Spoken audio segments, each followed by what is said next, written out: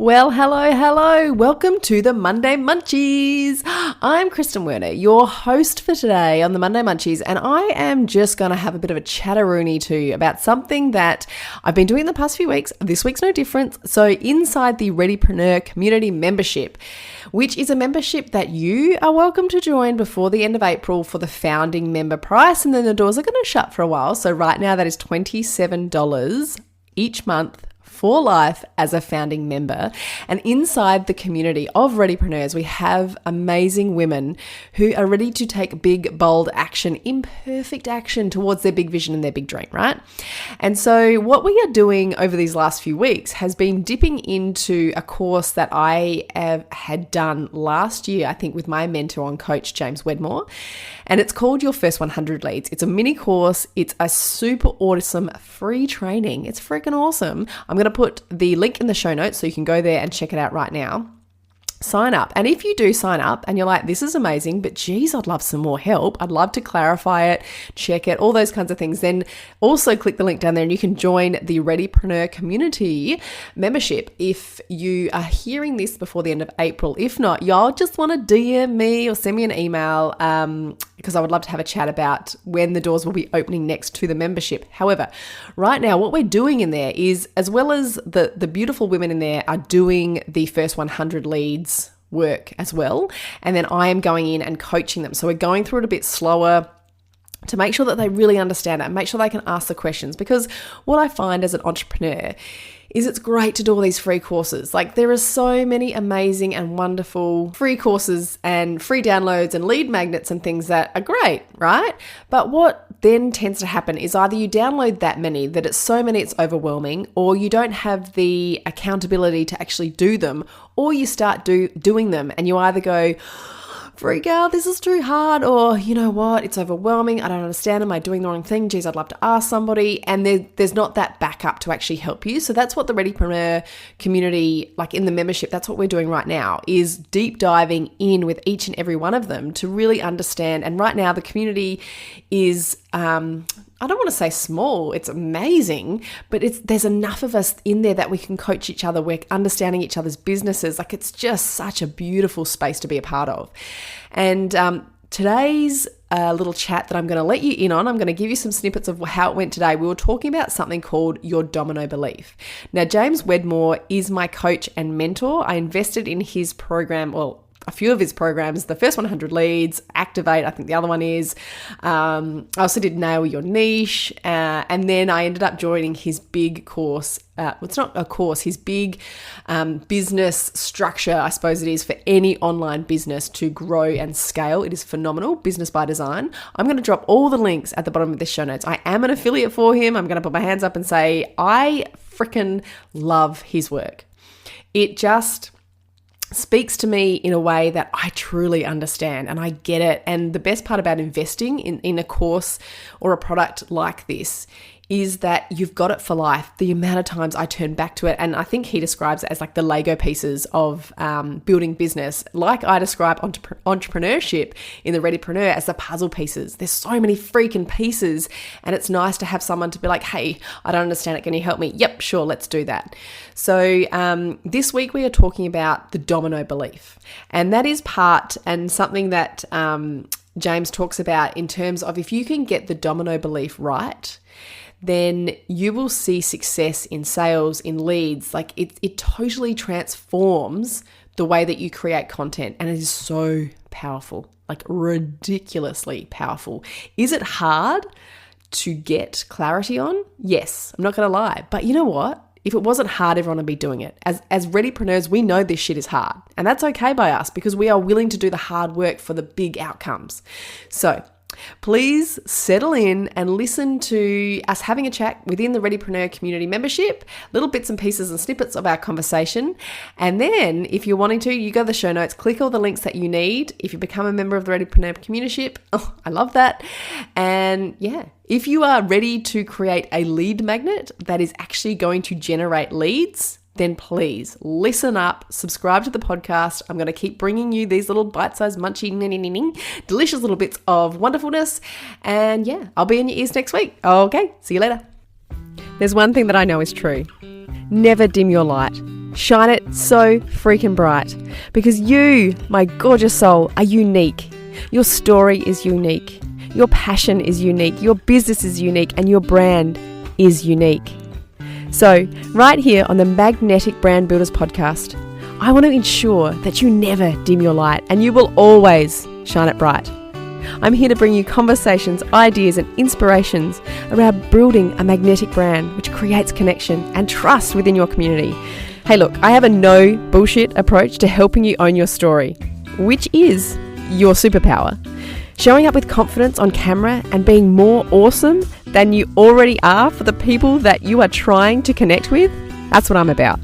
I have over 17 years of brand, marketing, and business experience, so I'm here for the long haul, here to help you build a solid foundation for your freaking amazing brand. So hang on tight.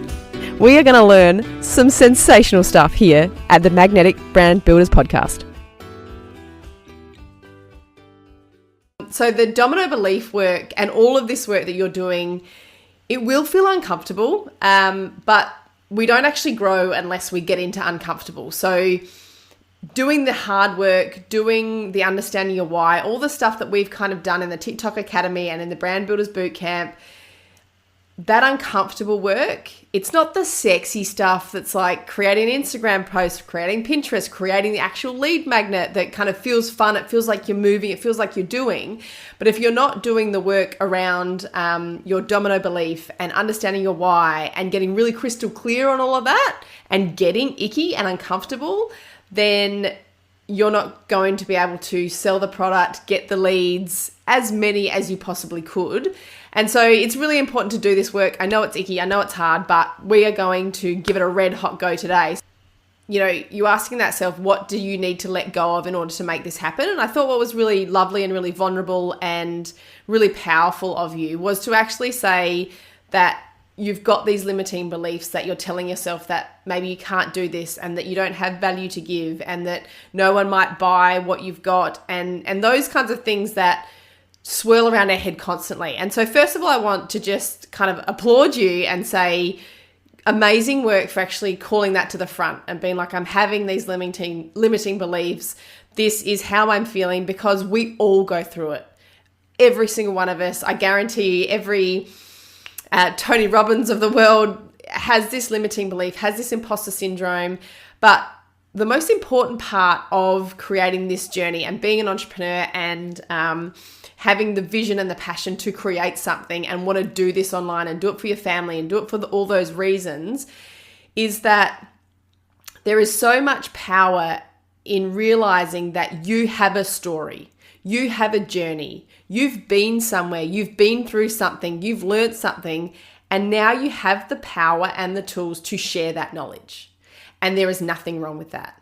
And that doesn't need to have a qualification. Like the beauty of the digital world, the beauty of probably what came out of, you know, the last few years with us all locked down is that there was such a huge applaud to people turning to online education, to turning to how can we make businesses from home? How can we make money from home? How as a mum can I stay at home and have the freedom to not have a boss but be my own boss? So I think, you know, every time those limiting beliefs come up, just go back to what you've done so far, what you've learnt so far, how you can educate others. And that was one of the questions that I put in the Google Docs that I really want you to ask yourself, because I saw that, you know, your 5 specific topics that you could talk about right now, which I thought were really good. I put there, the one that I liked was number 2, how to incorporate more fruit and veg into your kids' every day. I think that's a great one because it's something that I know as a mother I certainly struggle with,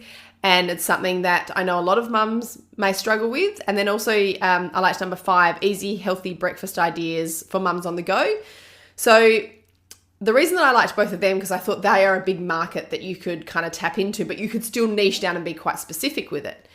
What I want, or what I'd like you to do in order to make sure these are the ones that feel great for you and to kick that imposter syndrome to the curb and that limiting belief to the curb, is to ask yourself the simple questions of, where did you start in this journey? Like, where were you? If you are your ideal customer, where were you before you started here? How are you feeling? What did you need to know? What did you want? What did you go looking for more information? And when you found out about the business that you're involved in, when you found out about this product, what did you want to know more of? What weren't you finding the answers for? I want you to come in and be the person that's answering those questions that you had at that very start, and give me or give your audience the answers to that, so that you're understanding where they are right now, and you're saying, that's cool, this is what I've got for you. I've got the answers right here. Because what we're trying to do in this lead magnet is to catch people at that very forefront where they're confused, they're overwhelmed, they're frustrated, they need help, they don't know where to look, they're so overwhelmed with the amount of information out there. And what you're doing is coming in and saying, hey, I've got the answers. And what then we want to do is give them easy answers, an easy lead magnet that's still absolutely value packed, but it doesn't have to be a 50-page book because you think, oh, I better add all the things in there. Because what usually happens is someone downloads an ebook or a PDF or something, and if it's overwhelming, they read a bit and they're like, oh, I don't have time for this, I'll do it later. Or they don't read it. So if you can just take yourself to that place of, okay, where was I when I started this journey? What did I need? What questions did I have? And put yourself in those shoes, then even if those are still your 5, amazing, but it'll help you answer and put the right content into those lead magnets in order to answer that question to get that transformation. So I hope that helps. I'll just go back here and see if you've got any questions. I do hope that helps, because that might just get, and this is for everybody who's watching this now and later, is ask yourself those questions. Like if you're at a stumbling block with this lead magnet and what to create, I want you to go and ask yourself those questions. Where was I? Where's my frustrations? And I know Alyssa, I sent you a quick message before, just talking about you're in a bit more of a unique situation that your product isn't designed yet. I mean, it's designed, it's in your mind, but it's not created yet. And so, yes, when we're talking dominant beliefs and lead magnets, we're thinking of the end in mind. But I just want, maybe we all need to take a little baby step back. And even though it's the end in mind, maybe think of a smaller end, as in like an ebook sale or, a mini course or something like that. That's a little bit more of a win, rather than like, for example, I want the Brand Builders Bootcamp to be the end goal for me. Now, there's a lot of work I have to do to get that where I know I want it to be, like the high value. I could sell it right now quite easily, but there's a lot of work I want to do on it because I know it's got more power and more magic to it. So for me, that's certainly my end goal. But I know right now, okay, well, what I need to do is bring people into my community. They're going to need that end goal, but I need to service them right now. I need to answer their questions right now. I need to help them where they are right now. And then when they're in my community, then I can be like, oh, so this is the problem we've solved. Cool. But this is actually the real problem. Let's start talking about your brand personality, your why, your colors, all of that stuff. That's really important too. And Alyssa, I'm just saying this for you because I want you to come down from the really big, like, overwhelming, oh my God, what's this going to be, to, okay, what can I do right now? So Megan, thanks, maybe even, yeah. So right back to the basics. So if you found that after you had kids, for example, if you're talking about your ideal customer, is after you had kids, if you were kind of like looking for a healthy journey, looking for supplements, looking for ways to feel better, look better, just be more yourself, then I think that that might be where you could start, is what were you looking for at that time? What made you buy the product? What made you buy into, the community that you're involved in? What was enticing for you? So go back to that and start thinking, right, where was I when I felt like this? Where was I when I felt so fucking frustrated that I couldn't get out of my own way, that I was struggling every day, that I was wondering if anyone else felt this way, that I felt alone, lost, lonely, overwhelmed, confused, frustrated, all those things. And what got you from that to, oh, I'm so glad I invested in that. I'm so glad I found that person. I'm so glad I followed them on social media. I'm so glad I bought their product. I'm so glad I got their lead magnet. Whatever that is, that's the power of a good lead magnet. And so, Alyssa, then kind of back to you again. It's looking at, yes, you still want to be targeting mums with young kids, because ultimately your dream is to have the sleep device created. But right now, the problem you are solving hugely on your social media, on your TikTok, is the mum hacks, the quick stuff. And so, I started thinking about the fact that if you still want to go down that really targeting early motherhood, I think it's great, because we're such in a confusion state. And, we are all mums here at the Readypreneur, except for Beck, but, she totally understands what it's like to be a mum. I think we can all give you tips of where we were. And I know from your content, and what I love about your content and what I love about you and what you do in general, is you just made it so easy from an outsider's point of view to make food solid. Can I start again? You made it really easy, look really easy to create food when you are going into solids. I just remember, I think we spoke about it once, or now I've seen some of the stuff you're doing, the way that you use your freezer, the way that you are able to, create food and then not waste anything, and all those things that I wish I was better at. And I wish I had somebody that was helping me in that journey. And as a new mum, I wish, the solid stuff was difficult first and foremost, because it's all brand new, but then you've got to create it, you've got to freeze it. Which do you use? What foods can I put together? You've got a Thermomix. Is that part of it? Could you do something with NutriBullets, because more people have NutriBullets? So I'm just thinking for you, like those kind of mum hacks, even though they might not be your ideal end audience, right now you have got an amazing platform that is growing daily of mums that are like, damn, this woman's like got some great tips. So how can you potentially make money from that now, that could in the end be the money that supports you creating this product? And then you'll have an audience that you'll be able to be like, you know what, this was my ultimate dream from the start. This platform's allowed me to do that. Then it's a different conversation, but you've built so much trust that you've got that platform, you've potentially earned that money in order to start doing that. So I'd be really interested, Alyssa, in terms of what you think a lead magnet could be if you take yourself a little bit away from the real big end goal and put yourself in, I just want to make some money right now, sell an ebook, do some video stuff, do maybe some UGC creation, affiliate marketing. How could I do that now so that I can earn money that pays for my ultimate big dream type thing, and maybe not have to go back to work? Wouldn't that be nice? So what's Megan said here? Starting solids can be so confusing and overwhelming. So I think that's a great idea for Alyssa. Yes, so do I. And I think what's really great with what Alyssa's content is doing is you don't waste food, and you've got a great way of showing people how to budget. And, if you went down that line, and you don't have to be a budgeting expert, you just have to be a mum that has money, that has to run a household, that can say, you know what, got $100 this week. This is how I'm going to spend it. And I've got this left. So that's just some ideas. I know she makes it look so easy. It's crazy. So now I'm trying to think of outside the box for everybody else as well. I know Tash has sent me her ideas, and she's looking around the five mindset type ideas to reset yourself. So I think I've got, I know she won't mind me just saying what it is, but because I've been working with Tash one-on-one as well in coaching. So we've been doing an even bigger deep dive. But right now, the lead magnet she's thinking about is 5 simple tools to help mamas conquer the small things in what feels like big days.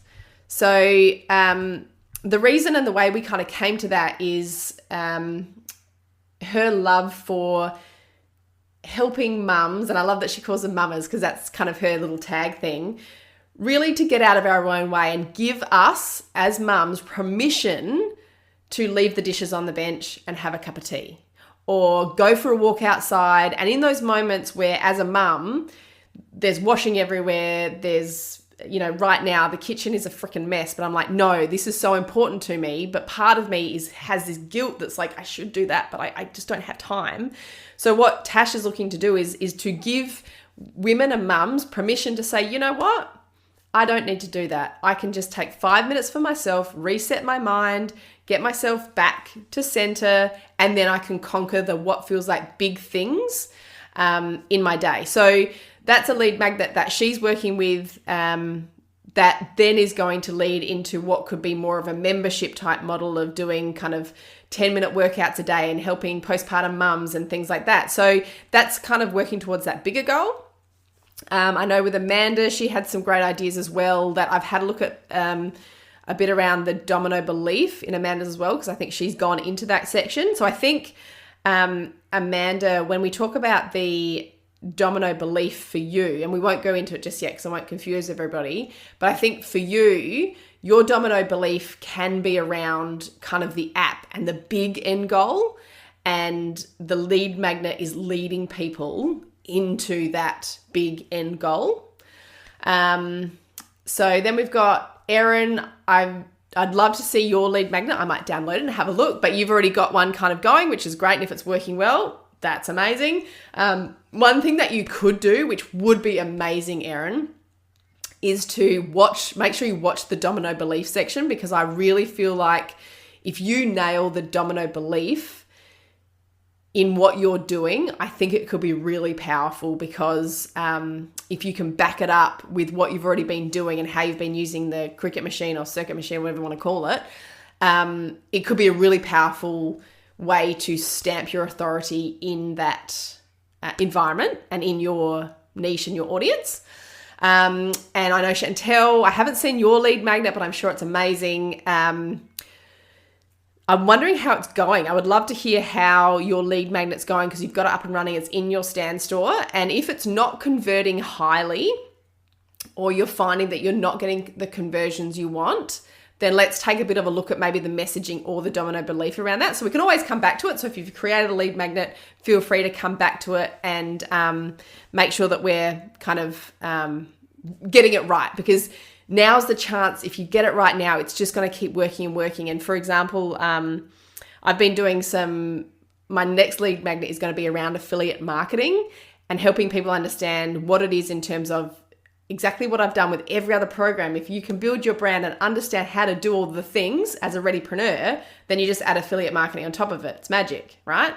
So I did a couple of TikToks the other day around it, and it's blown up. The topic's blown up. And so now I'm creating a lead magnet that is going to be the simple steps around the affiliate marketing, but still ultimately that's going to, I hope, take people into the Brand Builders Bootcamp, because anybody can do affiliate marketing. It's all a link. That's great.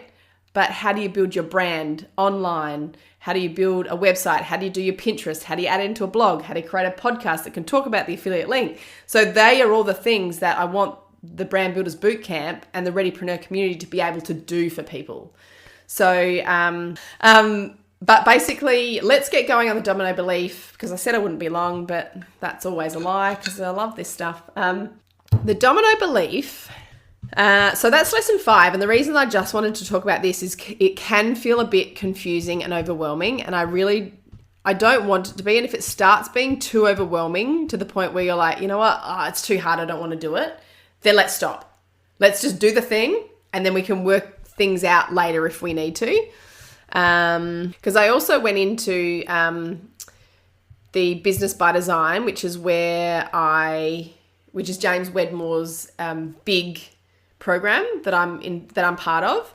And I watched the domino belief section in there as well, because it's a little bit bigger than what is in the 100 leads, but it's still same. So the most important thing with the domino belief, and the reason that he's created this, is if you can back it up with facts and make it really, really clear, then it becomes part of your marketing message. And when it becomes part of your marketing message, it is like a domino. Like once that first one falls over and people are hooked, they just keep coming into you, coming in. And that's how you really get people into your ecosystem, by creating this domino belief that rolls through your messaging, that comes in, that you keep proving time and time again. And when you can do that, that's when people actually buy into it. And I've just remembered what I was saying before because it comes into this. So with the affiliate marketing and what's been the TikToks that I've done, what I've noticed in the last 2 days is the amount of people that have downloaded the TikTok free lead magnet that I've got. And that's got the domino belief, which is TikTok is the fastest and most effective way to establish authority in your niche and grow an audience online. And inside that 0 to 1,000 free lead magnet that I've got, all the messaging is around the fact that TikTok is the vehicle, and I'll get back into this in a minute. TikTok is the vehicle, and then the superlative is the fastest and most effective way, and the transformation is to establish authority in a niche and grow an audience. So the reason that this domino belief is so powerful is because once you've created this, and I've crafted this, and the ultimate goal was to create a TikTok course, right? So that was my big goal. But the lead magnet, so the big goal still has the domino belief as its backing. And then what I create under that still was that free guide that still has that domino belief through all the messaging, so that people are coming into your world, into your community through your content online, and you are talking about the domino belief. You are backing up the fact that TikTok is the fastest, most effective way to establish authority, and all those things that you've all kind of been through with the TikTok Academy. But this is how you create freaking epic content that you can keep falling back on. And that's why doing this work is uncomfortable, it's hard, it's icky, it's awkward. But if you do it, the power of it is amazing. So let's go.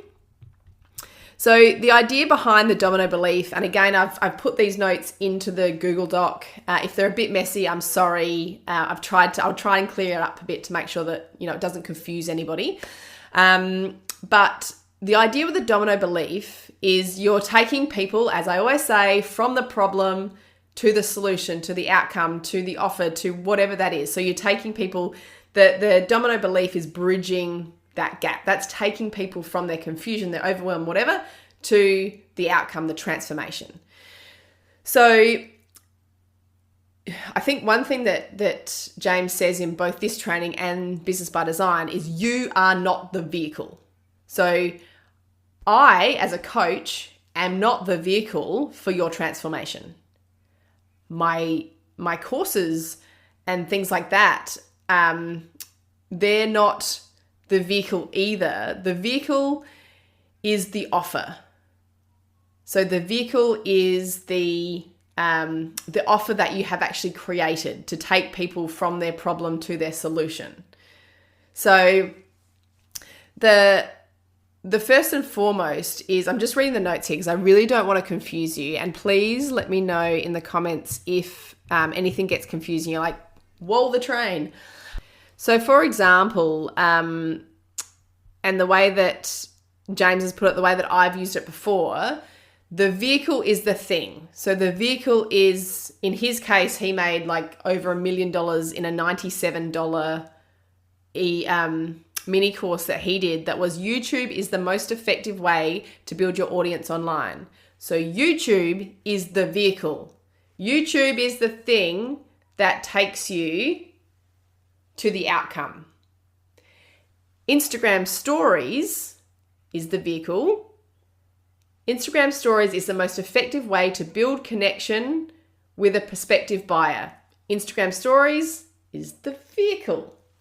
In the case of one that I've done, Pinterest is the most effective way to repurpose your content to drive organic traffic to your business. Pinterest is the vehicle. Pinterest is the vehicle. The superlative is the most effective way. And then the transformation is to drive organic traffic to your business. The other one, TikTok is the fastest, most effective way to establish authority in your niche and grow an audience online. TikTok is the vehicle. The superlative is the most effective, And then the transformation is to establish authority in your niche and grow an audience online. Does that make sense? Do we have any questions from those that are still here? So probably what the best thing to do with the domino belief is to rewatch. Like I've watched that section so many times. I'm still trying to find the podcast link that James did on domino belief, and that's where I first heard it. I can't remember the number, and I'm trying to find it. I'm sure if I Googled on his website, actually, I'd find it. But I enjoy hearing it from a few different ways, because the one thing that I don't want you to get confused with is you can have, like, I think I've written here.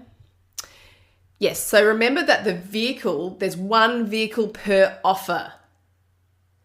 So this doesn't have to be, like if I did, let's say the TikTok one. TikTok is the fastest, most effective way to establish authority in your niche and grow an audience online, right? That is one of my domino beliefs. Now that isn't the domino belief I have to use for my whole business. That is just one offer. And from that one offer, not 5, that is one offer. And from that one offer, then you create the freebie, the lead magnet that talks back to this domino belief, that proves this domino belief. So you wouldn't create, or I wouldn't, for example, create that TikTok the vehicle. TikTok is the fastest, most effective way to establish authority in your niche and grow an audience online. That's my domino belief, right? So I wouldn't then go and create a lead magnet that is 10 ways to grow your Instagram using Reels, because it doesn't support my domino belief. Does that make sense? And if you are watching this later, please feel free to answer yes and no's and questions in the as you're watching it, because I think it pops up with what time it comes up to, I'm pretty sure.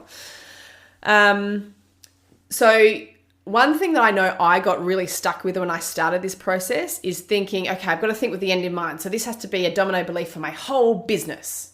And I was like, right, I've got to find that. And then I did that. And then I was like, okay, so for now, your domino belief,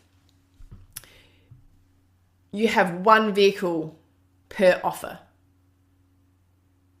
Okay, so one vehicle per offer. I hope that makes sense.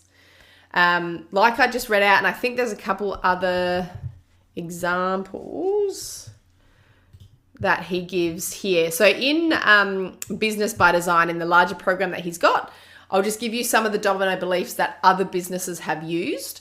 So one of the ones that, and these are quite successful ones that people have used as their domino belief. So sex is the glue that keeps a marriage together is one of them. So sex is the vehicle, glue that keeps marriage together is the transformation.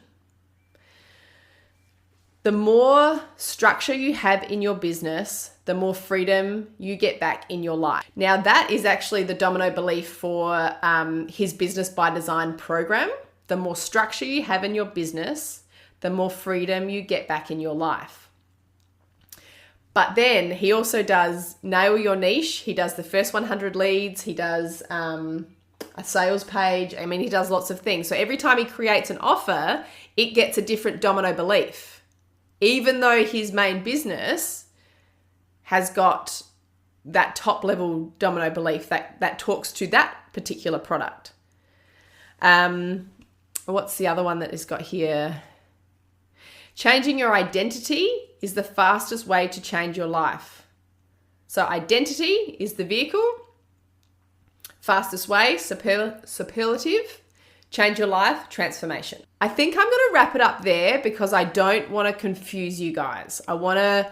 Because the next sections of the first 100 leads, then it goes into how to create a good title and a good hook and all that kind of stuff that uses the domino belief as its kind of backing, that uses that in its messaging. So I probably just want to be really upfront in saying this is tricky work, but you all have it in you to do this work.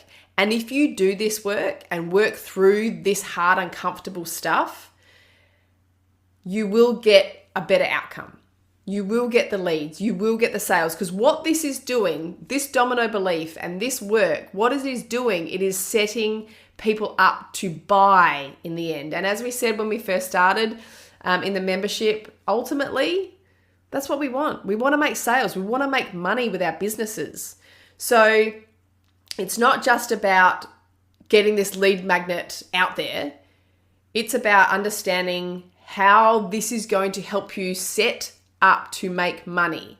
Set up your ideal customer for you to make money, to bring them into your business. So the marketing and the content creation around this is really important so that you really set up for success.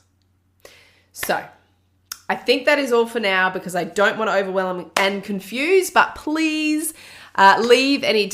If Megan and Alyssa are still here, if you guys have got any questions, I'll give you a couple of minutes to write them and then we can do questions later. And I think we'll do a live Zoom next week for everybody so we can all ask questions and see how we're going. So you might be typing. I'll give you a couple more minutes just in case any pop up. But thank you so much for being here, guys. Those of you that could be here, apologies that it was late notice, but... at least it lives in the Facebook group, so you can come back to it any time. If you've got any questions, let me know. Alyssa, no questions right now. Super. And if the other thing that I do want to do is create a couple of lead magnet templates for you guys to use. Or if you've got any in Canva that you're like, oh, I like the look of this, and you want to run it past me or the group, just copy share the Canva link and drop it into the group and be like, would this work? The one thing that I don't want you to do, even though it's so tempting because I do it all the time, is create it before you've really done the hard work. And I'm sorry that it's hard work, but God, if you do this part right, then it just helps so much in the long run. So that is all. Have a wonderful day, everybody. And I shall speak to you soon. Any questions, let me know. See you guys. Well, I hope you enjoyed that little Monday Munchies, little bite-sized deliciousness. So that is something that we are working through, like I said, inside the membership. So go to the show notes. You can join up to James Wedmore's Your First 100 Leads right now. It's free. You can also then, if you really want to get support, and I highly recommend it, come join us in the Readypreneur community membership, which is, like I said, $27 a month until the end of April for life as a founding member. As a founding member. And then after that, the doors are going to shut for a while. And so you might miss your opportunity, and I'd hate you to miss your opportunity. And anything else you need, you just go to those show notes. Please subscribe to the podcast. It would make so much happiness to me, and I will keep bringing you these bite-sized, delicious pieces of snackable business love. All right, guys. See you next week. Bye.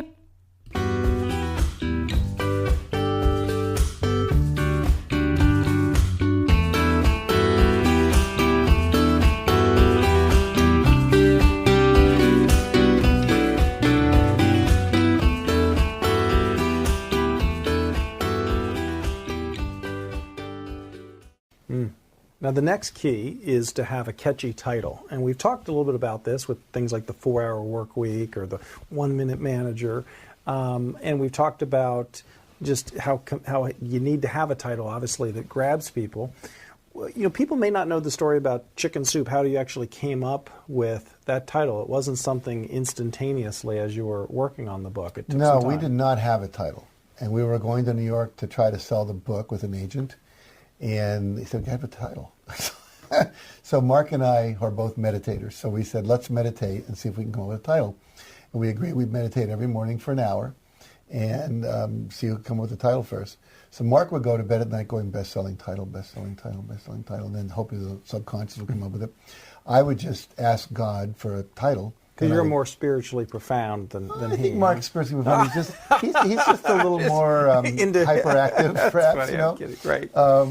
But anyway, I was sitting there on Wednesday, started on Monday, And all of a sudden, this green chalkboard, like in school, appears, and a hand comes out, and I think it was white or gold chalk, and it writes chicken soup. And I said to the voice, what the heck does chicken soup have to do with this book? And the voice said, when you were sick as a child, your grandmother gave you chicken soup. I said, this is not a book about sick people. And the voice said, people's spirits are sick. This was 1992, before the book came out in 93. And there was a Gulf War was going on. There was a recession as a result of it. And people, just recently, like now, mortgages were being, reclaimed. People were losing their homes, losing their jobs. And he said, people are living in resignation, fear, and, hurt. And so I thought, okay, chicken soup for the spirit. No, chicken soup for the soul. And then I got goosebumps. I told my wife, she got goosebumps. Told Mark, he got goosebumps. Told our agent, he got goosebumps. Went to New York, no goosebumps. But obviously it became a brand and it did really well. But once we had that title, Chicken Soup for the Soul, 101 Stories to Awaken the Heart and Rekindle the Spirit, it literally now became a series. Now, what about a title, for example, like The Success Principles? That's really interesting. I got that title. I was reading a book by a Kung Fu karate instructor. And I forget what his book was called. It was called The Action Principles. And I liked it. Every chapter was like 2 pages, really succinct. And I thought, I'd like to take that concept and apply it to the book I want to write. And I thought I was going to write, everything was going to be like 1 or 2 pages. Turned out everything was 12 or 15 pages because I couldn't say it in less than that. But I actually was inspired by that title and his format. And that's what led me to, well, let's do the Success Principles. So that came from that. So sometimes your title can come from seeing something else. Yeah. Sometimes I teach what's called a paradoxical title. How to lose weight without exercising or how to lose weight without changing your diet. That instantly appeals to you. Mm-hmm. The Weekend Millionaire. I only have to work on the weekend. I can be a millionaire. It was a book about real estate investing on the weekend. The Millionaire Mind. I want to have a millionaire mind. Yeah. So there's a lot of things you can go with that. There's the Promise title, Thin Thighs in 30 Days. Well, that promises me something. I want that promise. I like numbers. 10 ways to do this, the 7 habits of highly effective people, the 101 ways to develop self-esteem in the classroom. So people think, I'm going to get these specific numbers of things. So there's a lot of ways to do it. I think sometimes the title will jump out at you. I think sometimes when you're explaining your book to somebody, it jumps out. I consider myself a title expert. If someone doesn't know how to come up with a title for a book, I say, just tell me about the book. And usually 10 or 15 minutes in a conversation, boom, it comes. And I just have that gift. I used to come up with so many titles. I was going to write a book called You're Entitled or Tidal Waves. And just put all these titles in there and people could use them. But it's also good, too. I know that, for example, one of our coaches that has been in New York for 18 years as an editor, she really encourages people to go ahead and write lots of different ideas down. And sometimes that title, sometimes your idea for your title ends up being a great subtitle. Yeah. And you can kind of combine the two and come up with some different combinations. And sometimes the subtitle is a better title. Yeah. Sometimes people get really kind of clever. Like we did a book called The Aladdin Factor. The original book was going to be How to Ask For and Get Anything You Want. Great title. How to Ask For and Get Anything You Want. I want that. But then the publisher said, no, we need something more unique. So I thought, well, The Aladdin Factor. Aladdin said, the genie said, your wish is my command. So you ask for it, you get it. And then they dropped off the subtitle. Now it became The Aladdin Factor. No one knew what the hell the book was about. And it didn't do nearly as well as it should have. Now it came out again later and we publicized it a lot and it sold hundreds of thousands of copies. But I still to this day think How to Ask For and Get Everything You Want is to be a better title. So you got to be careful you don't get too clever because other people don't know the thought process that led to that cleverness. Now, this next thing is something that I think a lot of people don't think about, especially when they're writing a book, and that is to have a choir identified. In other words, a choir who's going to sing the praises of your message, a market of people, group of people that can propel you. So one of the things you want to think about is who can really get behind your message. For example, there's a book that was a major New York Times bestseller that's called Skinny Bitch, and it's really all about how to look great and lose weight. It's really geared for women. What a lot of people don't realize about that book is actually the authors are animal rights activists. And so the book promotes a vegan lifestyle.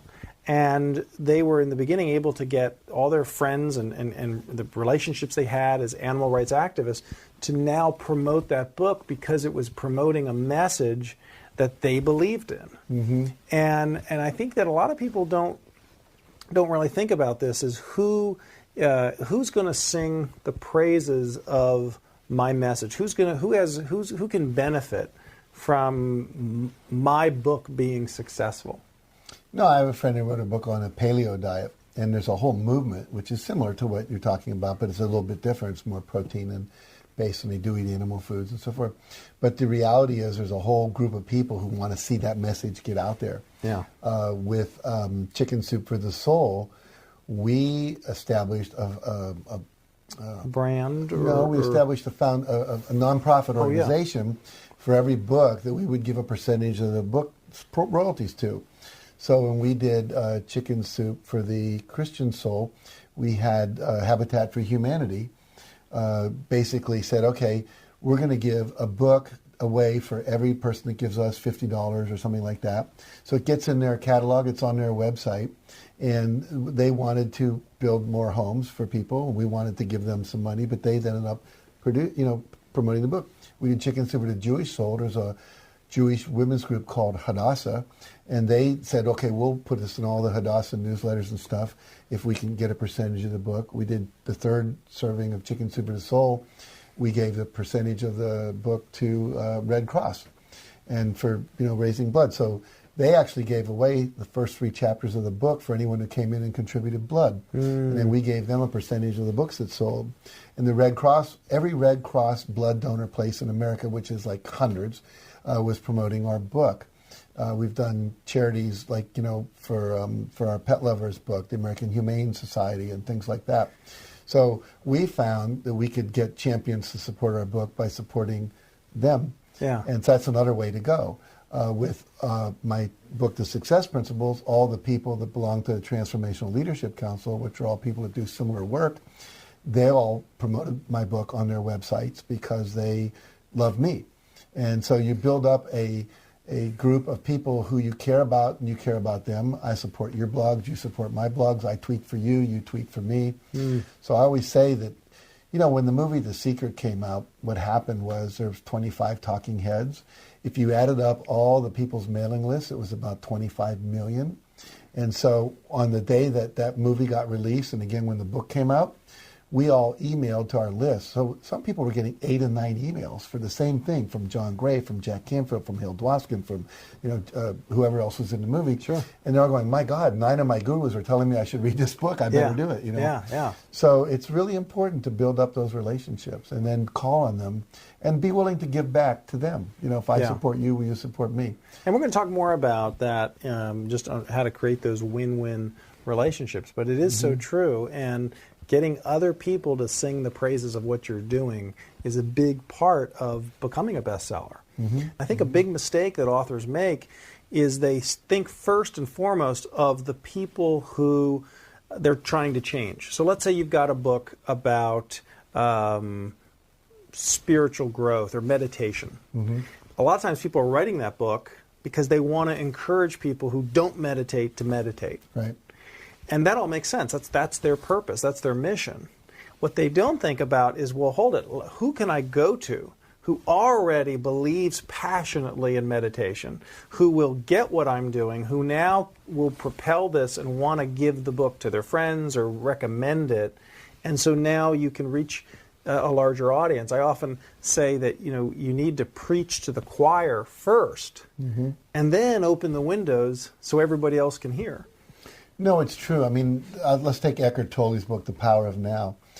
When he wrote that, the first people to read it were all the people that were spiritual and oriented and living in the present moment, and the Buddhists and the people teaching mindfulness and so forth.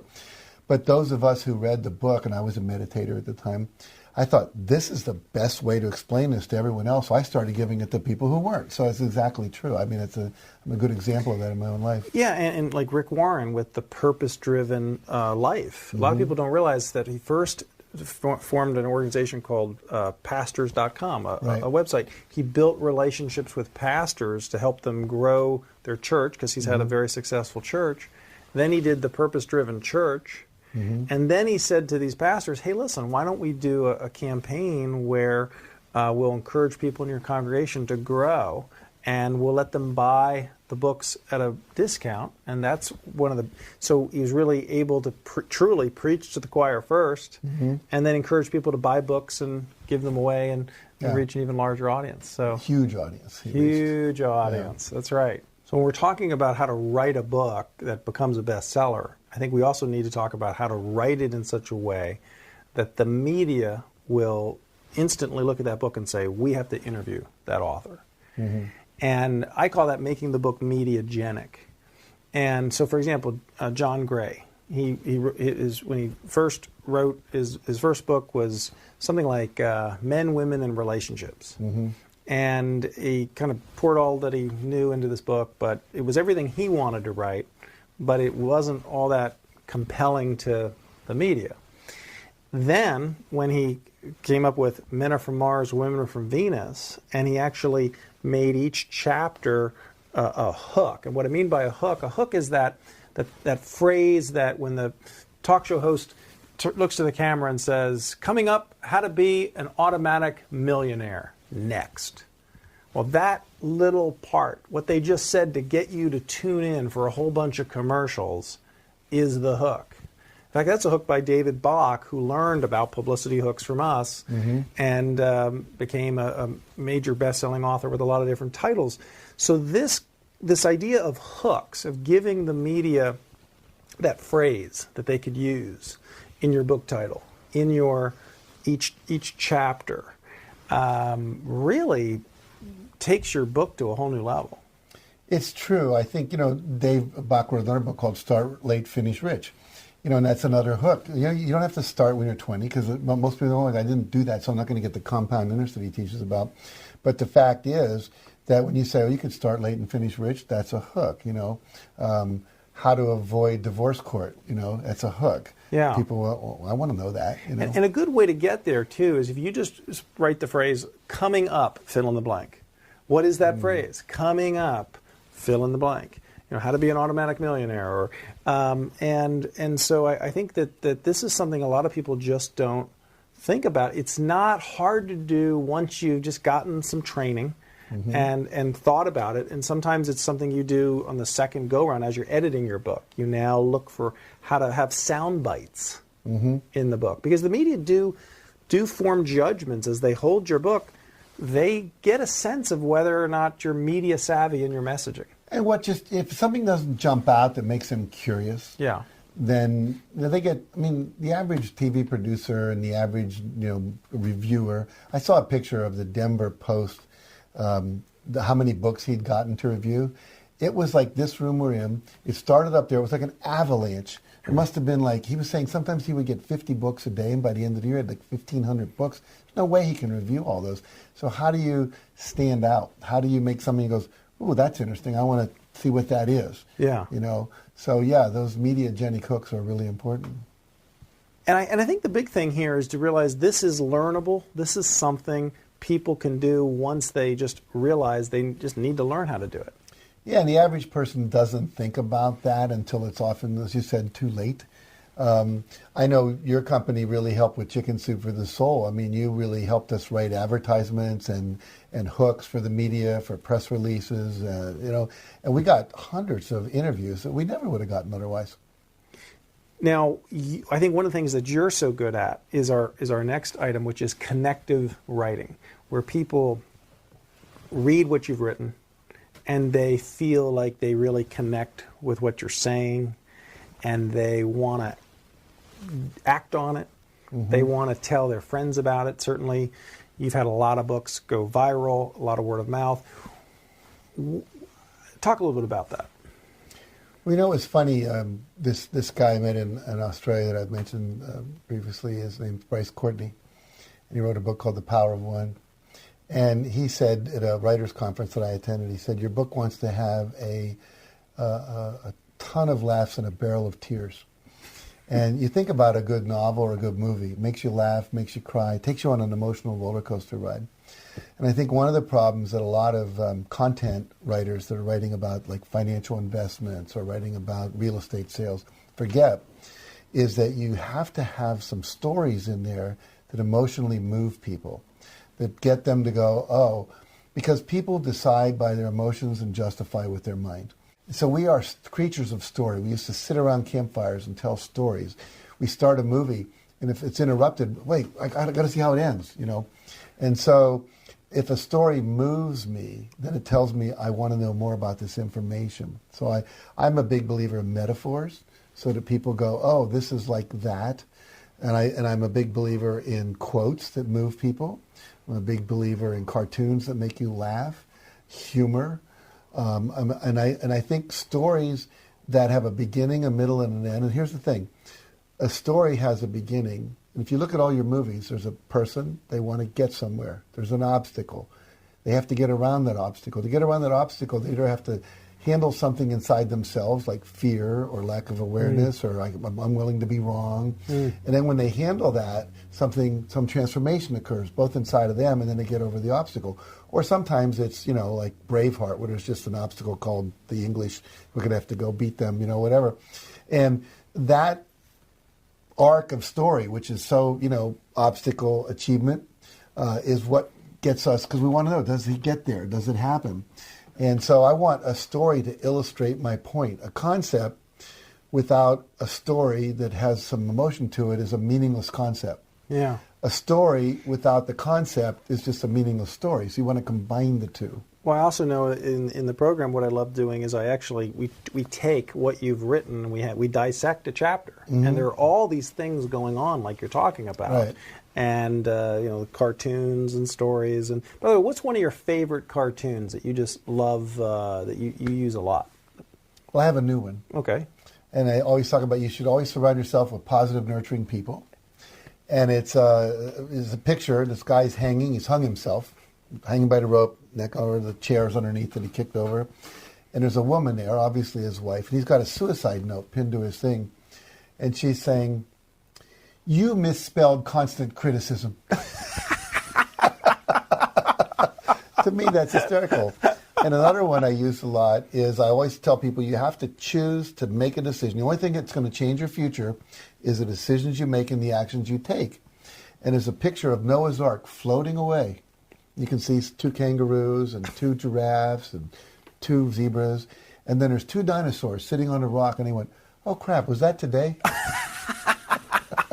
I love it. So I say, don't miss the boat. You know. I So, love it. I and love that, it. It makes a point so quickly. And it gets them to laugh. So Yeah. this idea of connective writing, which I you know you're really good at explaining and breaking down, is you're connecting emotionally with the people, Right. and moving them to action. Yeah. And so the people have an emotional response to your books, and hence they recommend them to other Well, people. I'll give you another story. I was doing a seminar, and one of the people in it was a Harvard professor of astrophysics or astronomy, one of those.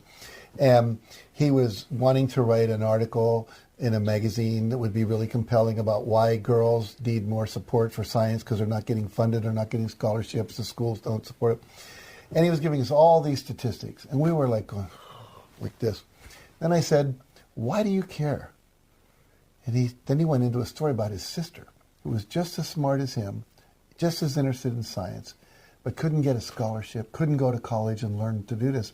And we're all like on the edge of our seats about to cry. We would have written checks for $2,000 to his scholarship fund because his story moved us. And, you know, there's a story that my friend Sam Horn tells called the Dog on a Tanker story, where she says, you know, all these nonprofits come to you and they say, you know, we've got all these animals that are being euthanized. We need to save their lives. And people go, nah, big deal, right?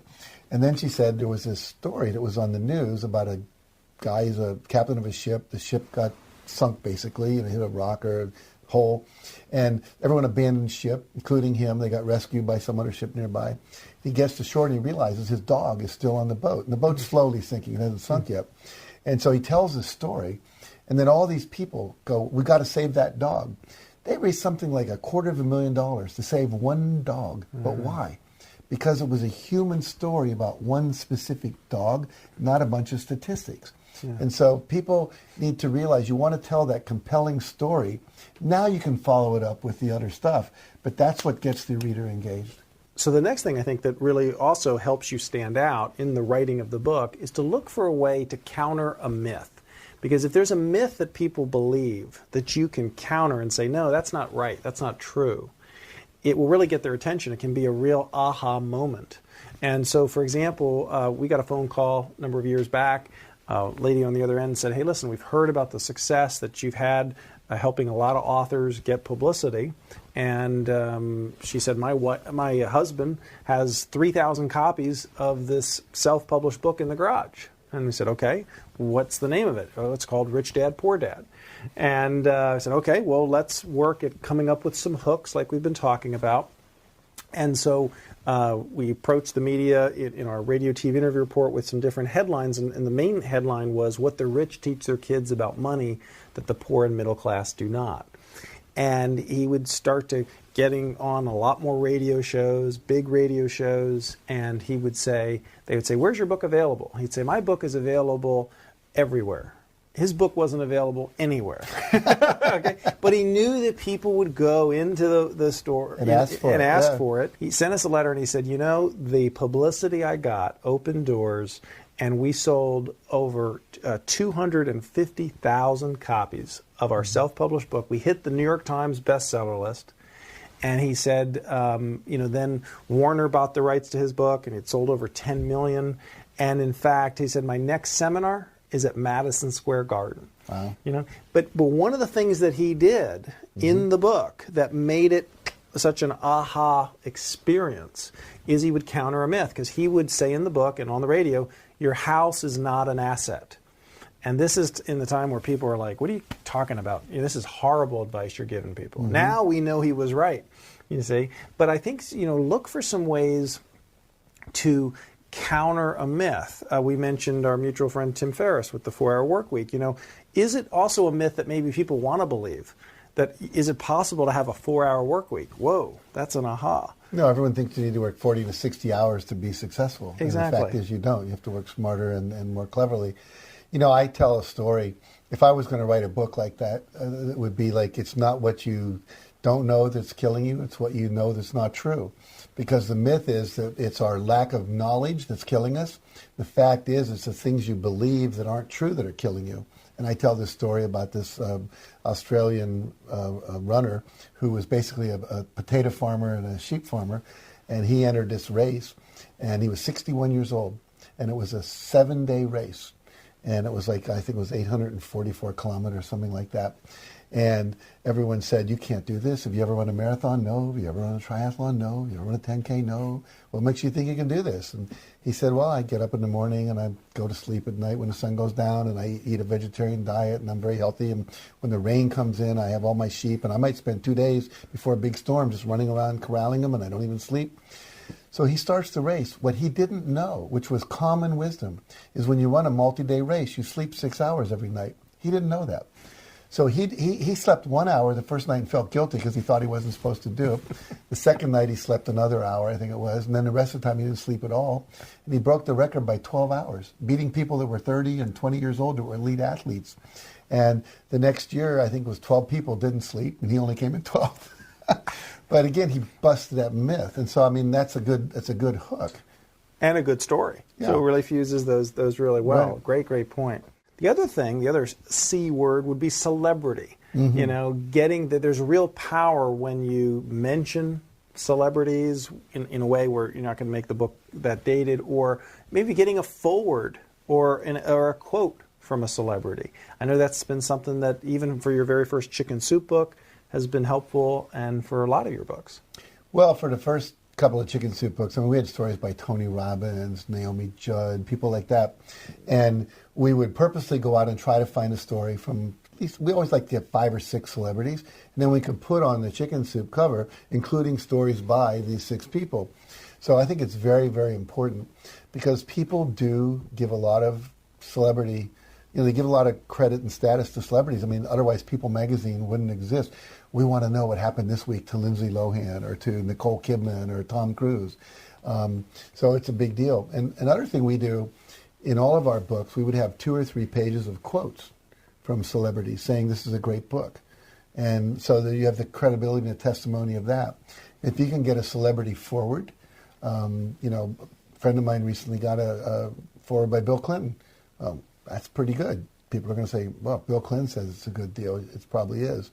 I know Tony Robbins, when he came out with his new book on money mastery, he got a lot of very important people in the financial world to say this is a great book. And let's give a tip on that, because I know there's a lot more on this that we teach, but one thing is to actually make it easy. So, yes. Ask the celebrities. You got to be willing to ask. You can contact a lot of times their managers, but be willing to give them a sample of what it is you'd like them to say. Yeah. Say whatever you want, but if this is helpful, maybe you could say something like this. I really think that's important because I know for me, since I get those requests a lot, if someone sends me a book and says, would you give me a testimony for your book? I don't have time to read someone's 350-page book and then look at a blank screen. I have a big perfectionist thing. Now I got to be really creative and clever and say something powerful. So if they send me that, I send back and I say, send me a 1-page synopsis of your book. I'm going to leaf through it to make sure I can stand behind the principles. So I do that. But I don't want to have to think about what to say. So do the first draft. I'll reword it in my own words. And so when we did that for Chicken Soup, we did the exact same thing. We would send out, here's the book, these are the stories, this is the principles in the book. And, you might say something. We give them 2 or 3 options because they might, one's clever, one's more deep, one's more whatever. And try to sound like them. And also if your book is about something they care about. Yeah. Like you might know that George Clooney's into the environment. So you could say, hey, this book talks about the environment. We know it's a cause you care about. Would you be willing to give us a quote? So you're giving them some sense of this is something that you would relate to, that you would care about. Yeah. And as we think about different keys here, our next one is community. To use your book and frankly, just use your social media, your messaging to build a following where people are already part of your community. They're on your list, so to speak, because this is where if you're letting them know that you're doing a book, they can if you're blogging, they can give you feedback as you blog. But you want to be able to build that community of people both before you write the book and after. And you got to think about, as you're writing the book, how are you going to build the community? Give them invitations, even throughout the book, to come online and get some free information. Right. For example, with the Success Principles, we give people a free, if you go online, come to successprinciples.com, there's a free facilitator's guide to run 6 one-hour sessions on the Success Principles. So if you wanted to bring these principles into your home, your church, your community, your business, all you have to do is go. Now we capture your email address because we're going to send it to you as an email, and then you PDF download it. So that's an important thing. You could say, as we're doing in our book, the 30-Day Sobriety Solution, we have a lot of stuff on the website. There's guided visualizations. There's things we've said in the book, but then we read them to you. We give you extra ancillary material. We have celebrity stories that we didn't fit in the book. And so you want to come to the website to get that, but in order to get in, you have to give us your email address. Now we're building that community as we have more resources, our next book, the next sequel, if we're going to do a seminar about it, if we want to blog to them now, because every time you send out a blog or an email to your current readers, it reminds them about the book, and they may then forward that to a friend. They may talk about it at lunch with somebody. So you're staying top of mind. With the Success Principles, we also had a blow-in card. And the blow-in card is just basically, the publisher, the pages are riffled, it goes. We've all bought magazines, and you open it up, and like 3 things fall out to subscribe to it, know? Yeah. And so that's a blow-in card. And so we put those in there that lead people to our website, that offer them a free calendar, a free goal-setting, program, etc. So there's a lot of ways to engage people. And just to say, hey, send us, with Chicken Soup for the Soul, if you have a story, send it in. We started getting 500 stories a day sometimes. We didn't publish that many of them. I mean, we did publish a lot, but maybe we published 1/10 of them. But those people now felt engaged. We got their address. We could put them on our mailing list. And with the success principles, I'm just finishing up a book called Living the Success Principles. That's the working title. Maybe we'll come up with something else like It Worked or something like that. But it's going to be about 60 stories of people who read the book or took the seminar or got the audiobook and how it changed their life. And some of the stories are unreal. They give you goosebumps. And I only got that because I asked for it. Wow. Well, this idea of building the community is critically important. And I remember actually having a consulting session with one of the most successful authors in the last 25 years. I'm not going to name him, but he had been so successful, a mega New York Times bestseller, that he took just a lot of time off. He just really kind of retired, and he decided he wanted to come back into the scene. And I said, okay, well, he wanted to do some consulting with me, so I'm asking him questions, and I said, okay, well, how many people were on your list? And he's like, what do you mean? I'm like, well, how many names do you have of the people that bought your books? And he's like, well, I don't have any of them. I'm like, oh. Now he's got to like rebuild it from scratch. Now, when you did with Chicken Soup, just for example, with the blow-in cards that you mentioned, I mean, how many names did you get just from that? I think over 1 million. Over a Over 1 million names. Yeah, that became a very valuable asset because out of that we started the Chicken Soup magazine, we had a Chicken Soup newsletter, we have a Chicken Soup TV show. All of that, we couldn't have reached those people to let them know about it if we didn't have their contact information. So, and it was usually what we call an ethical bribe. If you send us your blow-in card, we'll send you this. And you can do it as a download that's free. It could be a piece of music. It could be a lecture. It could be 10 tips to this. It could be any number of things. It doesn't cost you anything. And now with today, with all the computers, they're just autoresponders. They come in and the computer sends it out. Yeah. And so what we're really saying is don't delay this. This is something I think that don't think this you've got to have your book done. You should be building your list now, even before your book comes out. Look for some ways. For example, if somebody is a nutritionist, they can start giving some recipes away and in exchange for somebody to just opt in to their list and be able to get some free videos, some free recipes. And then when they have this list, they now have a group of people they can email and say, hey, buy my book today on Amazon. Right. It could be 5 foods you should be eating to make sure you don't get cancer, or 5 foods you should eat that will make you live longer. I mean, there's all kinds of things you can do like that.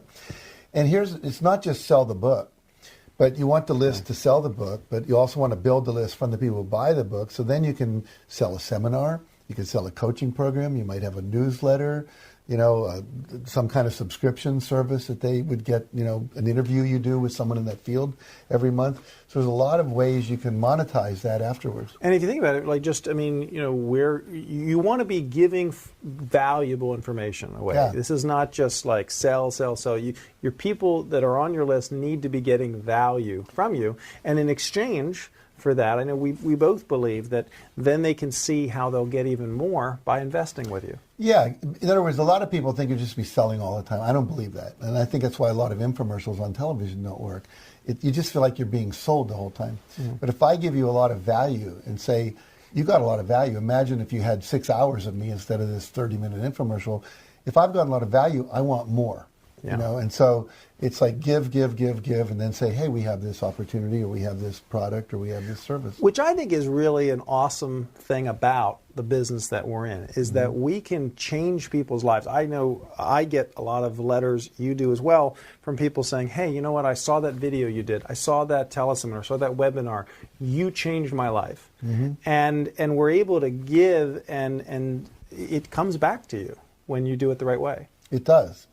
And I think, again, you come from service, you come from giving, you come from caring, you want to make a difference. When people get that, then they trust you. And once you've established trust, unless you blow it, and you could always lose it, then people will keep coming back to get more because they trust you. If they start to distrust you because you're trying to sell them something that's not good for them, or something that's overpriced, or something that doesn't have real value, then you're going to lose that. That's why you got to be very careful. We call it burning your list. You don't want to send them stuff. They stop opening your emails. And so you've got to constantly be giving them something that they go, oh, what's this? Yeah, good point. So next key here that a lot of people don't think about is the company that's behind you. What do I mean by that? Well, you need a company to publish your book. And, it may be, for example, a publishing company where you end up landing a deal with a major publisher. And the value of that is they have a team of people. They know how to create books, how to design books, how to edit books. There's a reason why in the acknowledgement section of any book, that author is thanking a lot of people. Sure. Either because they've had a publisher, or they have, now you can have a hybrid. There are companies that are called hybrid publishers where they'll share some of the costs with you. They'll kind of partner with you. So they have a team, and yet you own the rights of the book completely. Even if you form your own company to self-publish, it's important to have the right players who can do the design and do the editing. And I think a lot of times, I know I've had people come up to me and they show me their book and they say, I published it myself. And I can tell they published it themselves. You can tell often by the cover.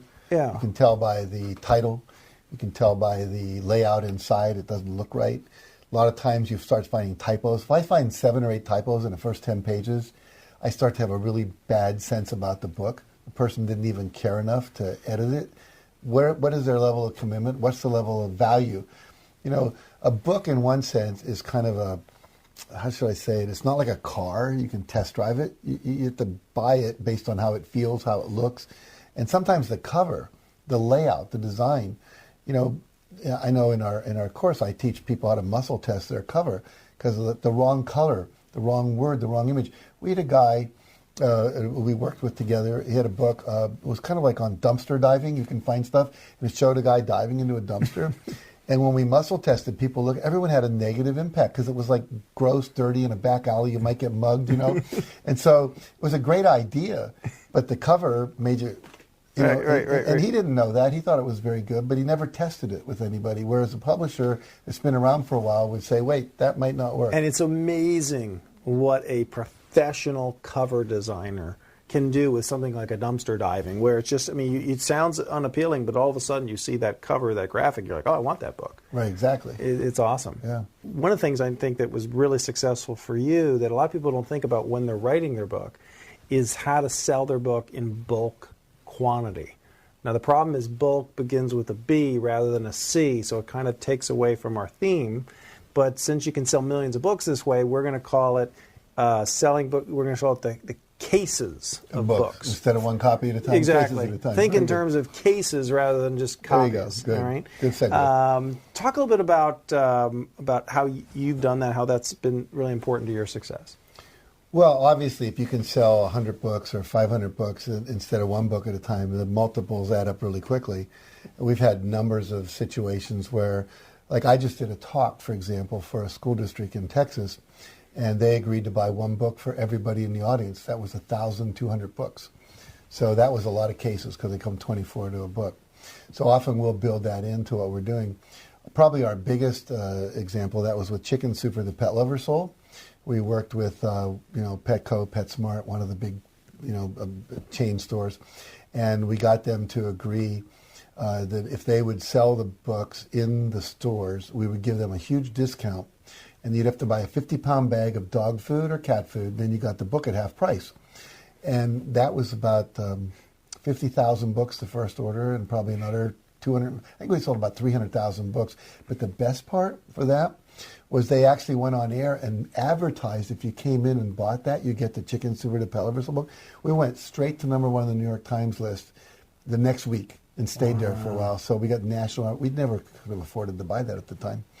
But basically, we would call up MLMs, multi-level marketing companies, network marketing companies, and say, we think this book would be good for your downline to motivate them. And sometimes we'd get an order for 500 books. Chicken Soup for the Teacher's Soul. I had the local superintendent here who I like a lot, and I've done some free workshops for the schools. I think there's like 52 county districts in California, something like that. And he sent out a letter with a free book to every one of the county superintendents. The superintendent in San Francisco bought 1,000 books. So you can find a way, like a whole church will buy a book, or you'll buy one for every salesperson. I was just speaking in the Grand Caymans, and I mentioned this idea that you should buy a book for your kids, your salespeople, whatever. Remax broker bought 24 books, one for every one of his agents. So, all of a sudden, I've sold, 24 times 20, let's say, is $480 instead of $20.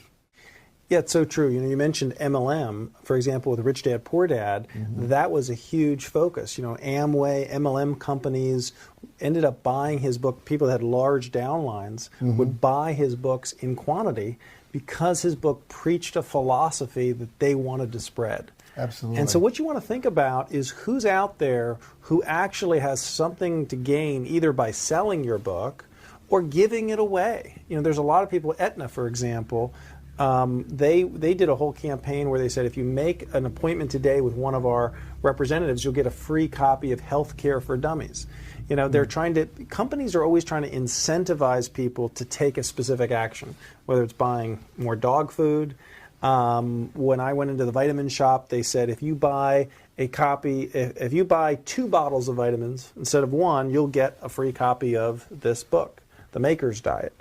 And again, if you can sell these orders at a discount to them, they can buy lots of books and they're getting a discount, but they're able now to give the book away for free as a thank you gift or as an incentive. And well, you can also do what I call private label the book. So now, let's say there's a company that wants to give your book away, either to a demographic they want to have a good, warm feeling about, or to sell one of their own products that's related to the book, or just as a giveaway to build brand awareness that they're nice guys.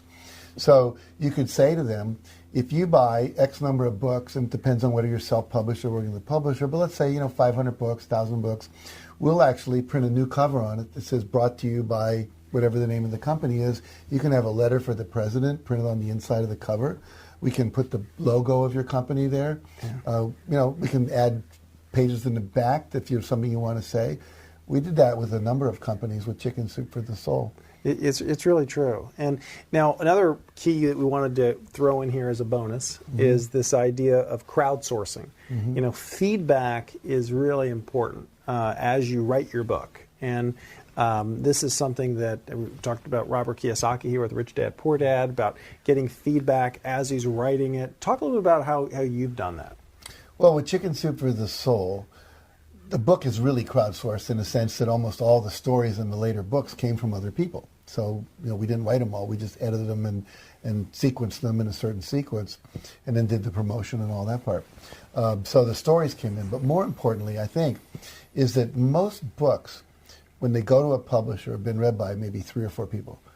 You who wrote it, your wife or husband, maybe another friend, the acquisition editor, possibly a literary agent, and that's it. Now the book goes out in the world with 5 people's opinion about what's good about it, what works, what doesn't work, and whether it should have been written. We did with Chicken Soup for the Soul, every book we did, every story was read. We would get thousands of stories. We'd winnow it down to maybe 200, 150 of the best ones. Then we would send that out as a manuscript to 40 people. Male, female, conservative, liberal, radical, urban, rural, suburban, black, white, Asian, young, old, retiring, with a whole wide demographic because we wanted universal. That was where we're going under. Now, if we did Veteran Soul, we'd send it to the Marines, to the Air Force, to the Army, wives, the Pentagon, people at West Point, whatever. And we would ask them, grade every story on a scale of 1 to 10. And then we would take all those, they would come back, and then you could also write comments about what would make it better or this story sucks or whatever. And then we would enter all that into an Excel spreadsheet. Here's the name of the story. Here's all the people that read it. This is the score. And then it would give us an average. And if it was less than a 9, we probably didn't print it. There was occasionally maybe an 8.9. We just felt the story was still valuable. It helped move the book along, whatever. Some of my stories got axed, and I think it was really important to not get my ego out of it. And we had other things where people say, "Oh, we have to have that story because no, we don't. We're looking to make the reader moved, to get the reader to be uplifted." Yeah. And so, I did that with the Success Principles. We sent all the principles out to people, the first book, and we said, grade each principle on how much it impacted you. What were the ones that were most important?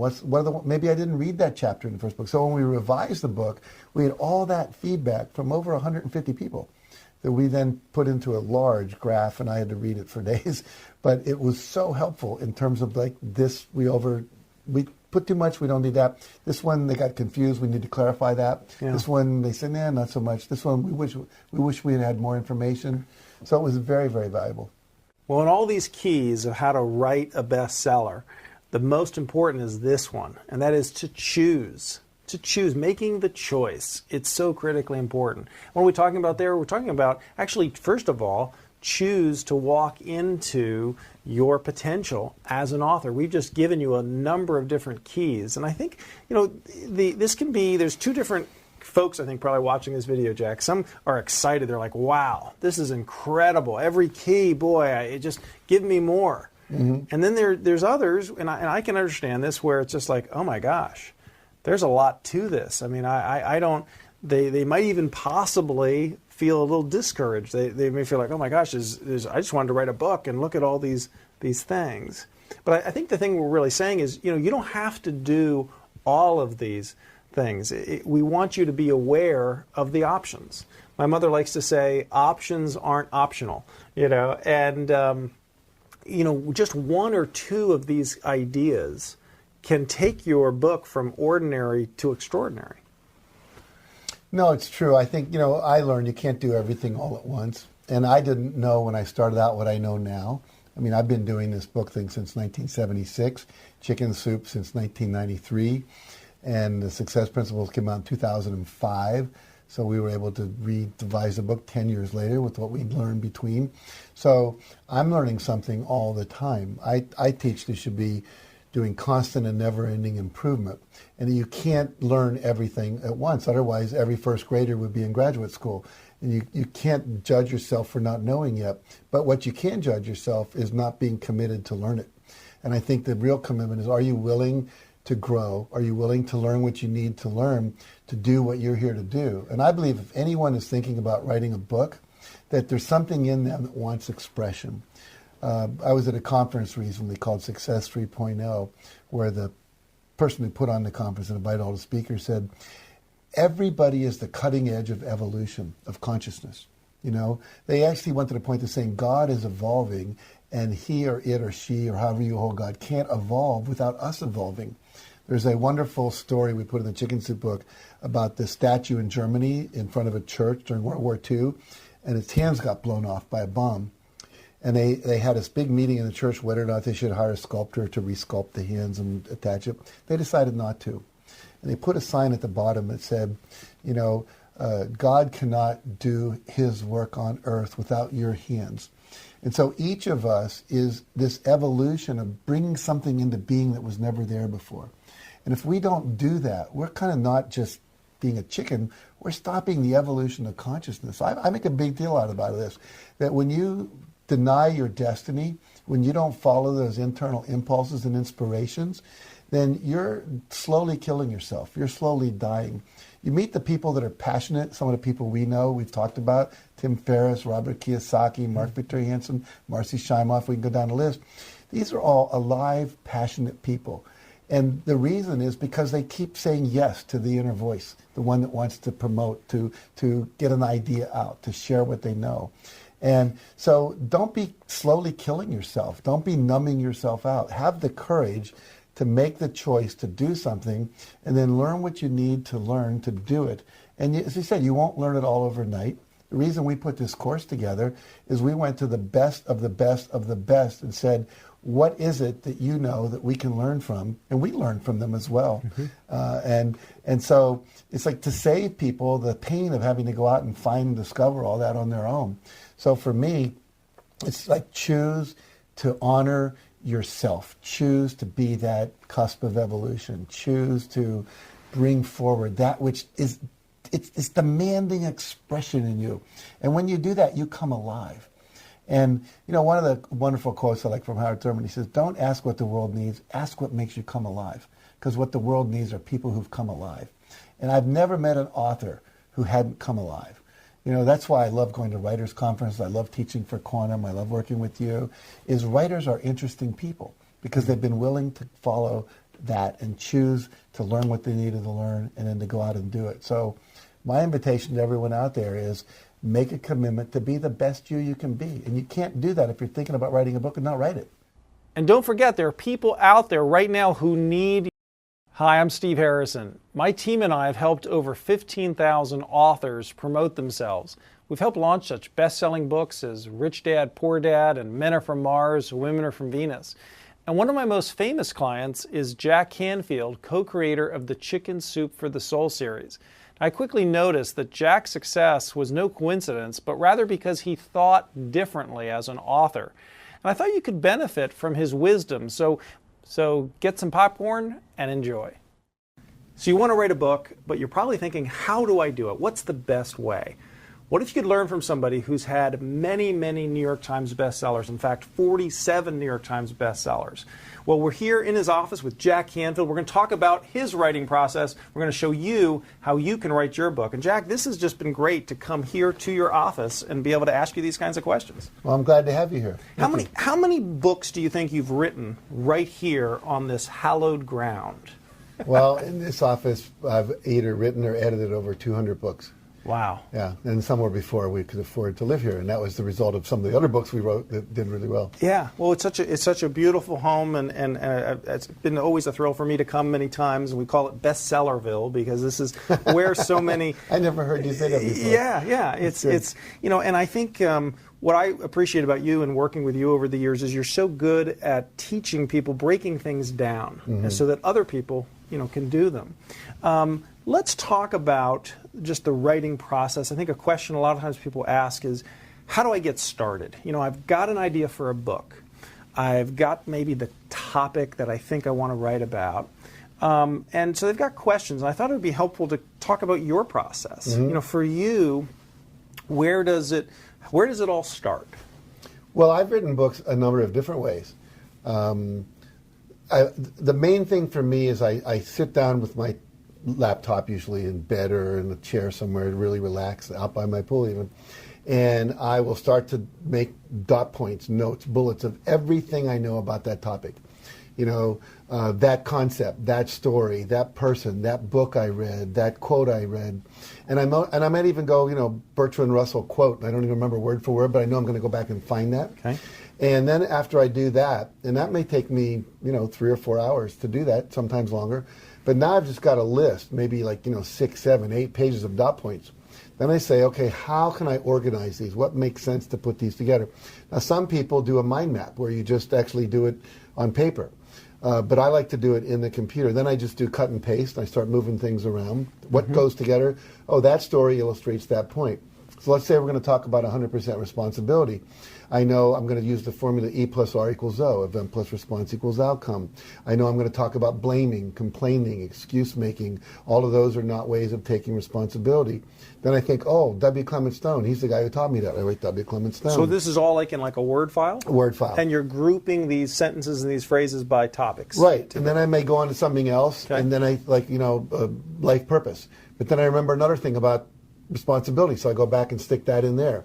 And so it just keeps building, and then eventually I start combining things, and that would be better than that chapter.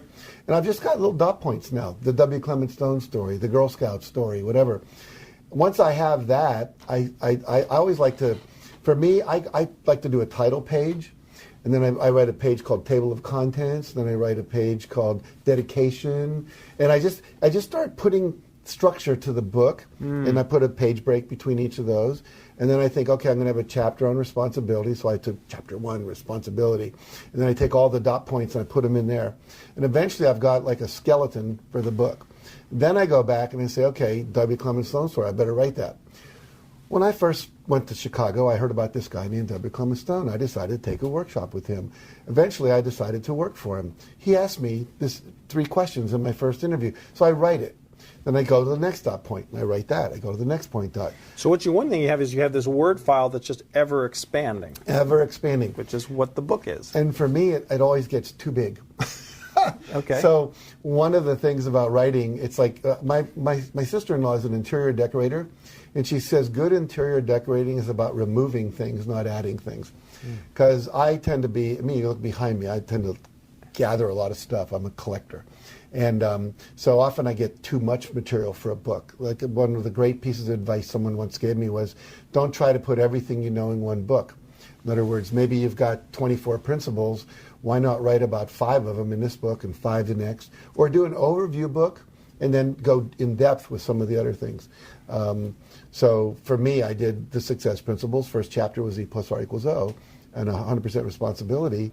And one of my students, Eve Hogan, wanted to do a book with me called E plus R equals OS, Eros, because she does relationships work. And so we started to co-author that, and then I got sidetracked and I let her finish it by herself. But I would have been now taking an individual chapter and turning it into a whole book. You can do that. I think that's a big thing, by the way, because having helped so many people write books as well, I see that a lot of times on that first book, they're trying to say everything they know. They don't accept the fact that they have multiple books inside them. Right.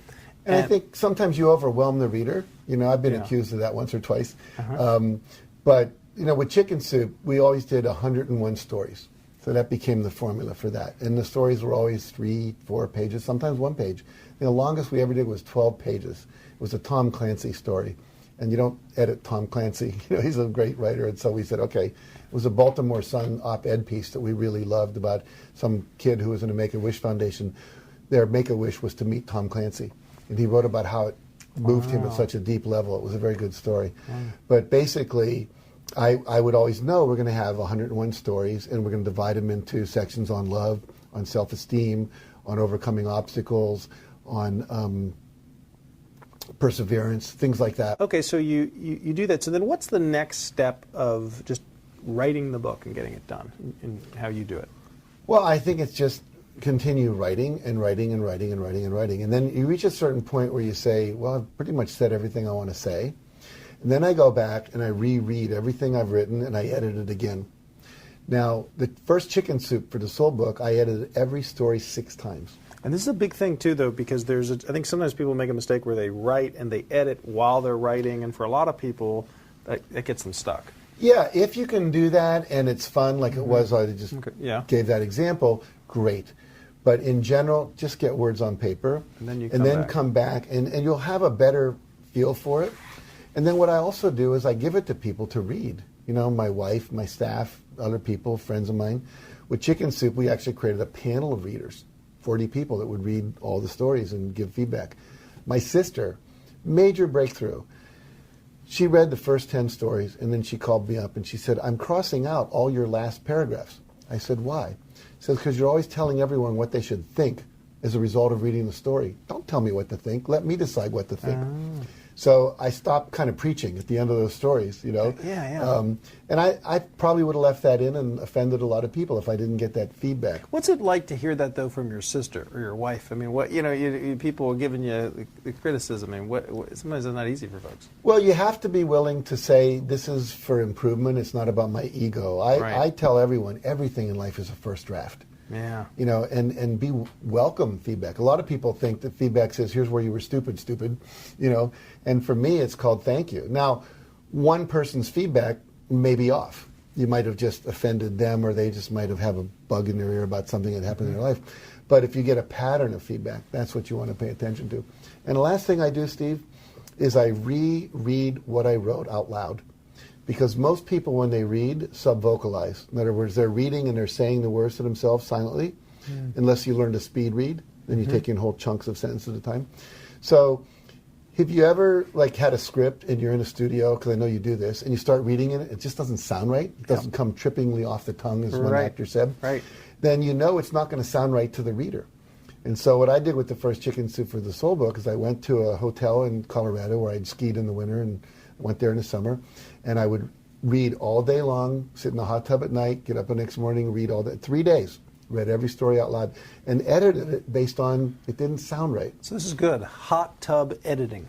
There you go. That's the hot tub editing technique. There's hot yoga. We'll have to put this in the promo here for this. That's the hot tub editing technique. Who wouldn't want that? Get sponsored by a spa. There you go. Perfect for writing retreats. So you got the editing part. You're reading it aloud. You've gotten the feedback, and then what? At some point, here's the hardest part for most authors. At some point, you have to stop.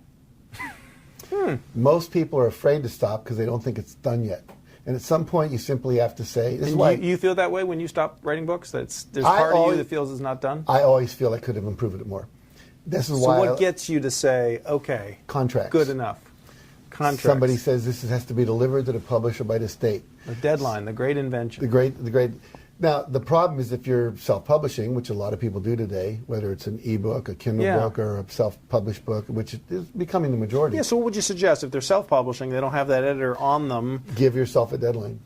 Okay. Give yourself, and declare it to a lot of people so they take you seriously. Yes. So do you feel that importance of it being done? Another thing you can do is have an accountability partner, because an accountability partner is someone you talk to every day, and you talk about what you're committed to achieving. So if you and I were accountability partners and I'm writing my book, then I would call you every morning and say, I'm going to write 5 pages or I'm going to write 1,000 words or whatever. Then the next day I call you and tell you if I did it. And you would tell me what you're working on and I would make sure you do the same thing. And like my wife right now is writing what's called an episodic memoir. She's just writing little episodes from her life and then string them together, and I'll help her do that at the end. But she has an accountability partner, and she has to call her every day, and then she has to send her what she wrote to actually prove that she did it, because it's easy to lie Right. on the phone, right? And sometimes her accountability partner will help her edit it, or she'll read it and say, well, I've got confused here. And sometimes it's just called, you did it, great. But it's having that commitment to performance, to production, that really helps you. And it's helping my wife overcome her fear, because my wife didn't think she could write.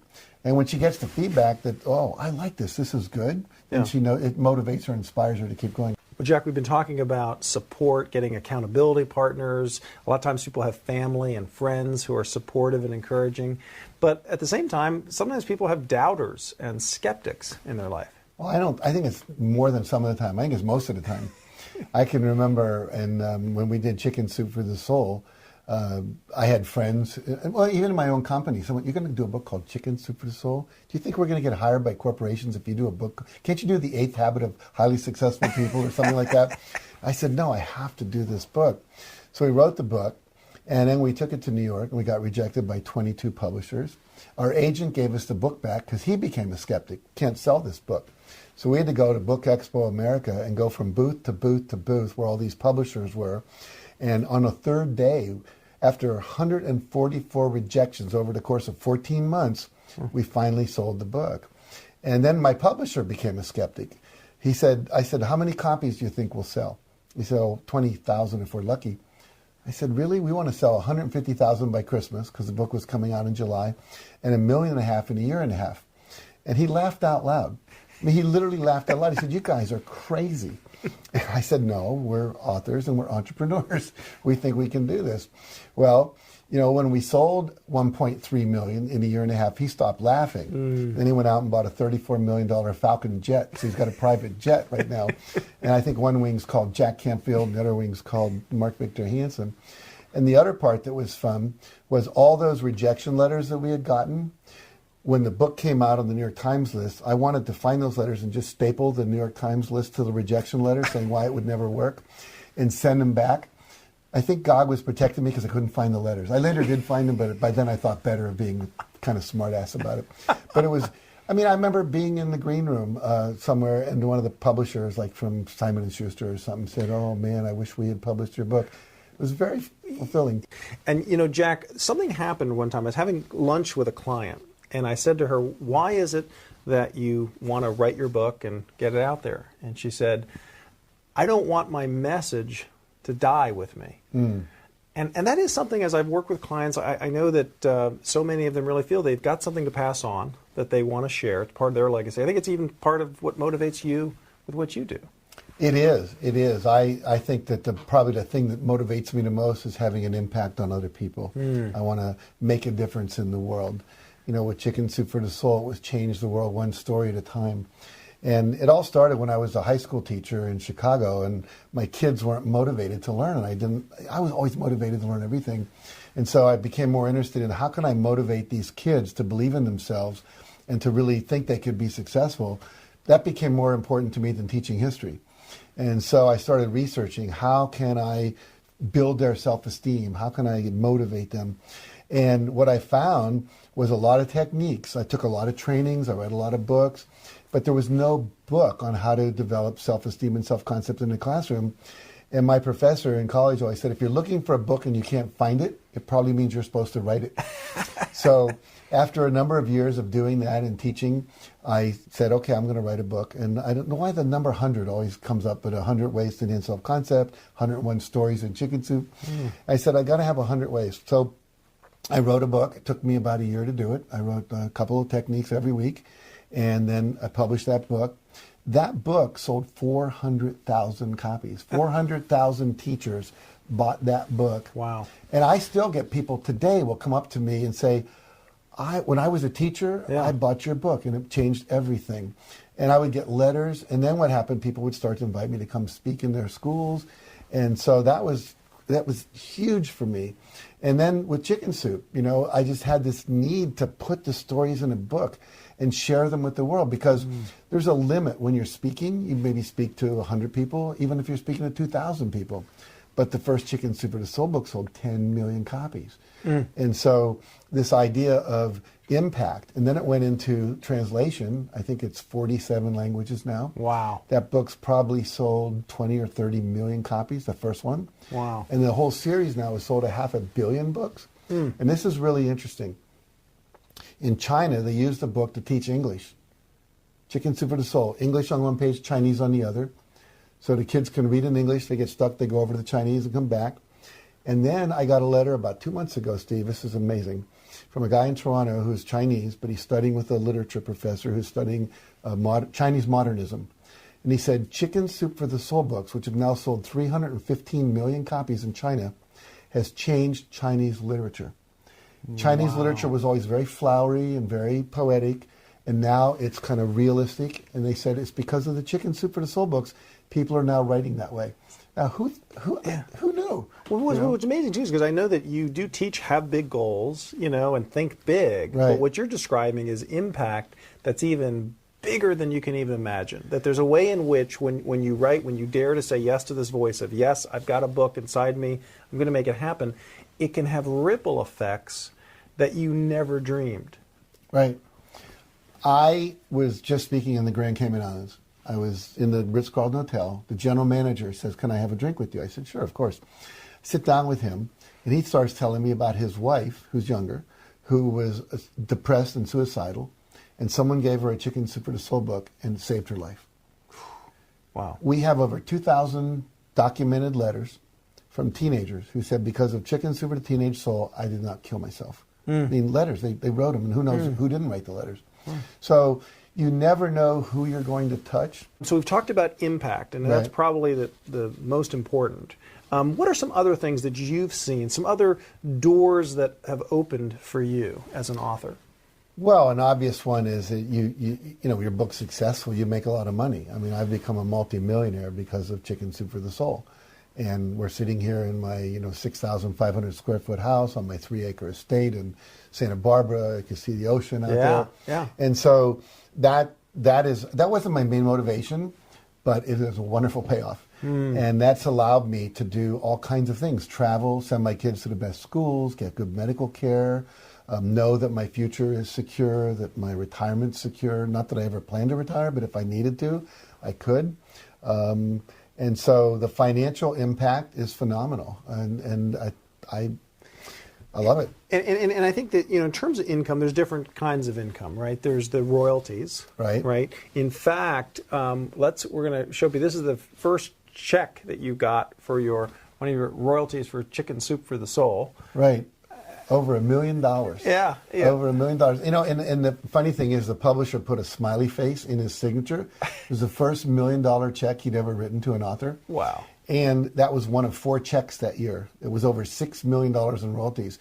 Now, not every author is going to make $6 million off a book. No. But I just co-authored a book with someone, and he's going to make $300,000 or $400,000 off that.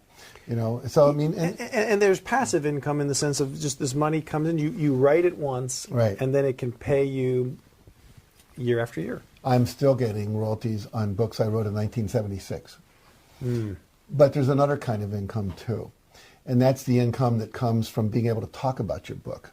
One of my friends says you'll make more money explaining your book than you'll ever make writing your book. And so you get invited to speak at conferences and for the local civic community things, for nonprofit groups to do fundraisers. I've spoken for, God, I think over 1,000 school systems. I've spoken for about 500 companies. I've spoken in 50 countries. I just did Japan and Grand Cayman in the last 2 weeks. And that is exciting. And so it's like, the book lives on, but so does the income. Yeah, and you were able to raise your speaking fees over time as Well, it's true. When I first started, my fees were $300 a day. Then I did the 100 Ways to Enhance Self-Confidence in the Classroom, went up to $1,000 a day. Then I did Chicken Soup for the Soul. I think I was getting about $3,000 a day. Now my fee is $30,000 a day. When I go overseas, it's $60,000 a day. I just came back from a round the world trip, 4 different countries. I brought $250,000 back for a week. And what I also notice with my clients too is just having the book gives you the confidence to ask for more money, because whether it's speaking, consulting, because you have the confidence, and also people see you now as the expert. It establishes you as an expert. A lot of people say, well, why should I write a book? It's all been written before. But it wasn't written by you. They don't know that you know that information. And you're going to have a different personal story, different examples from your life and your clients or whatever it might be. And I love to say this too. Your book becomes a brochure that other people pay for. Instead of a cost center, it's now a profit center. I had a speaking engagement about a year ago where a guy he said, I needed an author, I needed a speaker to come into my company. I went to the bookstore, I went to the business section, I just started scanning the books. I saw The Power of Focus by Jack Canfield, Mark Victor Hansen, and Les Hewitt. I thought my company needs more focus. I pulled it off the shelf, I started reading, I loved it, I turned to the back of the book. First name was Jack Canfield. Here's his email address. Here's his company. Here's his phone number. I called, hired me, $30,000. It's like a 24-hour, 24/7 salesperson that's there that's bringing you clients. Exactly. We helped launch Rich Dad Poor Dad with Robert Kiyosaki, and he loves to hold that book up and say, what is this? And people say, it's a book. He says, no, it's a brochure. And he says, I wrote my book to sell my game, because he has that game Cash Flow, which sells for just under $200. And the book really sells a philosophy. And you might want to think about that as, having a book that sells a philosophy that now brings you clients, if you've got any kind of business and all of that. Well, Harv Eker's Millionaire Mind. It's basically a sales book. And at the end he says, and by the way, you should go to this website, and the website sells you the training. And by the time you finish that book, you want the training. You want it, because he really prepares you for that. So we've talked about impact. We've talked about income in different ways. Let's talk about just some of the other doors that open. I think one of the things that I know that you've often told me that you've gotten a kick out of, and in fact, I know just I think a couple days ago you were interviewed by Oprah. I was, right? For Super Soul Sunday. As of this recording. So here's the neat thing is you've often said to me that it gives you a richer life. Talk about just some of the things you've enjoyed being an author. Well, first of all, the celebrities. I mean, I got invited to speak to the Women's Caucus of the American Congress, so I got to meet Governor Richards from Texas. I got to meet all the congressmen and senators who are women, like Dianne Feinstein and Mrs. Boxer. Let me ask you this. Do you have to be a mega best-selling author to have that? No. If you have a message that they want to bring to their audience, it could be how to be a better parent. It could be how to be, financially independent. It could be how to motivate people to achieve more. I've got to meet, I mentioned Maria Shriver. I got to meet her. I got to meet Arnold Schwarzenegger afterwards because of that. I now travel first class all the time because that's part of what I want. I sat next to a number of different actors and actresses on the airplanes. I get invited to parties in Hollywood that I never would have been invited to before. I've gotten to meet, Jim Carrey and people like that because, and it's fun. It's not an ego thing for me. What's fun about it is people that have reached that level of celebrity, they're experts, they're dynamic, they have a message, they care, they're and you're able to learn from them and exchange ideas. It's kind of like an invitation to the party of movers and shakers. Exactly. Yeah. Exactly. So we've talked about how a book can help grow people's income in various ways. If they've got a business, establishes them as the leader in their field, or perhaps even maybe they can launch a business for the first time. Let's actually I think that's something worth talking about. Sometimes a book can launch a business. Well, it can. I think it can launch a business, or it can take what you're currently doing and make you the known expert, Yeah. whether it's in your local community or whether it's in the national community or the international community. I remember a dentist, just a regular old dentist, but he wrote a book called The $1 Million Smile. And so everyone would say, well, he would use that as his brochure, if you will. And someone would say, well, who's the best guy in town? Well, he wrote the book on it, so he must be the guy. Yeah. I just went to a dentist recently. I thought I was going to have a root canal, and I have to have the whole tooth replaced. But he's the guy that's written the book on root canals. And everybody wants to buy from the person that wrote the book. Exactly, because they're the expert, And so it establishes you in that way that people say, okay, he's the go-to guy or the go-to gal. And I recommend everybody do that have a book. I was just up in Canada talking to a friend of mine, speaking to his clients, and there was a guy there who wrote a book on safety in factories. And he's basically an OSHA type guy that goes in and makes sure everything's safe. And, you don't think of that guy as having some real big important message, but he just wrote down what he knew. But now when he's competing with anyone else, he puts the book on the table. They read the book. This is exactly what they want. They're going to hire him over someone else because they don't have the book.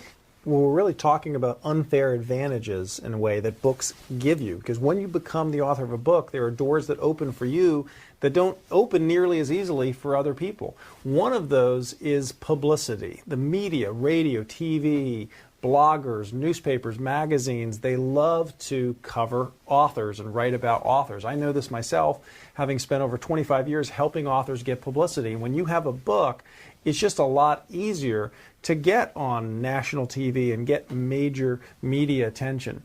Jack, talk a little bit about that. It's been my privilege to help you get a ton of publicity. We first actually began working together. You have through Radio TV Interview Report. So for me, being on national television, whether it's ABC, NBC, CBS, Fox, the BBC, CNN, and I've been on all of them. And when you're on those shows, sometimes you got 40 million people watching. And not only do they go by your book, but then they start going to your website and they call you up and they want you to come speak. They want you to know, do you do this? Do you do that? And it establishes you again as this credible person that people want to do business with. And to make the point, you're in front of 40 million people, as you say in that case. How much are you paying to be in front of those people? Nothing. Nothing. I mean, that's the power of And if you bought an publicity. ad, it would cost you a fortune. Right, it would cost you a fortune. But because you're getting the publicity and it's easier to get that publicity as an author. Well, just to give you an example, I remember being in the hospital. I was recovering from a gallbladder operation. I was watching a TV show, and they interviewed Harville Hendrix. And Harville Hendrix wrote a book called Getting the Love You Want. And they mentioned he does workshops for couples. And I said, oh, I would like to do that workshop. And I went and spent like $1,000 to do that workshop because I saw him being interviewed on TV. There were 180 people in that workshop. We all paid $1,000 for a 2-day workshop. He made $180,000 off us. Wow. And I'm sure, and they asked, how many of you are here because you saw him on whatever that TV show was? And half the hands in the room went up. So what's that worth? Yeah, what's that worth? Exactly. And so it's exciting. I mean, and I think what's this can take somebody who's a completely unknown. We had a client who was a dog trainer in Jackson, Tennessee, and he had he just wanted to get his message out there, and because he learned how to own his expertise, and ultimately having a book has helped him get a lot more national attention. So it does give you that credibility that unlike so many things. Oh, true. I mean, I'm thinking of Reverend Michael Beckwith. He was in the movie The Secret, and he wrote a book. And that book went out there. He got interviewed on major television shows. And his church, actually, they had to move and get a bigger venue for his church. And now they have an overflow tent outside the church for the people that can't get in the church. And he's doing all these seminars. He takes people on trips to Africa. And he's making, the church and he are both making a lot of money in the process. Again, because of a book. Because of the media that book got the attention for. Now, Jack, you and I both know that word best-selling kind of has some variable definitions. There are different kinds of bestsellers. Why don't we talk a little bit about some of the different kinds of bestsellers? Well, obviously, kind of the gold standard is a New York Times best-selling book. And the thing that most people don't know about that is that doesn't mean every book sold in America. There's only certain bookstores that report to the New York Times, plus Amazon.com, Barnes & Noble, Books a Million, places like that. There's also other newspapers that have their own bestsellers list, the Washington Post, there's Publishers Weekly Magazine, etc. So Chicken Soup for the Soul first showed up as number 14 on the Washington Post several weeks before it hit number 15 on the New York Times. It was in the Dallas News, it was in the LA Times. And then you have the Amazon bestsellers, which they have all categories. You could be number one on Amazon, but you could also be number one in the fiction category. You could be number one in the religion category and still say you're an Amazon bestseller. Yeah. So there's a lot of differentiation. And the other thing people don't know, I think, too, is that you might sell 100,000 books next year, and I might only sell 50,000, but I might make the New York Times bestseller list, and you wouldn't, because you only sold like 10,000 every month, but I sold 25,000 in 1 week. So it's how many books you sold that week or the previous week that gets you on the list, USA Today, New York Times, etc. Or if you did like infomercials and you sold 100,000 copies even in a day directly through your website, it wouldn't hit the bestseller list, right? Right. And yet I've had, sometimes people will, because of that kind of quantity, they'll still say, oh, I'm a best-selling author, but technically they haven't really hit one of the bestseller lists. Right. Let's talk a little bit about quantity. I think one of the questions people ask is, well, how many books do I need to sell to be a bestseller? Now, for Amazon, they can sell in a few hours or in a day, even 250, 300 copies, and they can be number one or certainly a bestseller in their category very often. So I think that surprises a lot of people. You don't have to sell a lot. And Amazon recalibrates every hour. So you could be number 2 at 11 o'clock in the morning and number 14 at 4 o'clock, but you could still say I was a number 2 Amazon bestseller. Yeah. So, but in the New York Times, they're reporting what happened 2 weeks ago, USA Today 1 week ago, and it's all very different. As I said, and I think it's legitimate too if you sold 100,000 books in a year to call yourself a best-selling author. Yep. If you compare yourself to other books that only sold 75,000, you made the New York Times. But there's the Wall Street Journal business books bestseller. There's a lot of categories that you can play around in. Yeah, and it's hard to say for sure, but what I've heard for the New York Times is if you could sell about 11,000 copies a week for 2 weeks, that's going to be pretty likely that you'll hit the New York Times. Well, they like to look at consistency too. If it's a 1 week wonder, they wonder, is it just that you build it up and like buy a lot of books yourself or whatever? And people do that. A lot of like CEOs that have a lot of money want to get their business book out there. But generally, it's important to condense the sales into a specific period, and then it's different. The week before Christmas, you got to sell a lot more books than you do perhaps in the middle of July. So it really depends on when does the book come out, when are you competing with other people.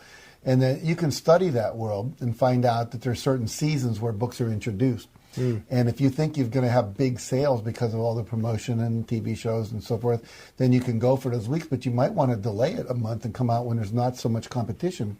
And that gives you a much better chance to become a bestseller. Now here's the thing. We're talking about becoming a best-selling author, and we're talking about there are levels.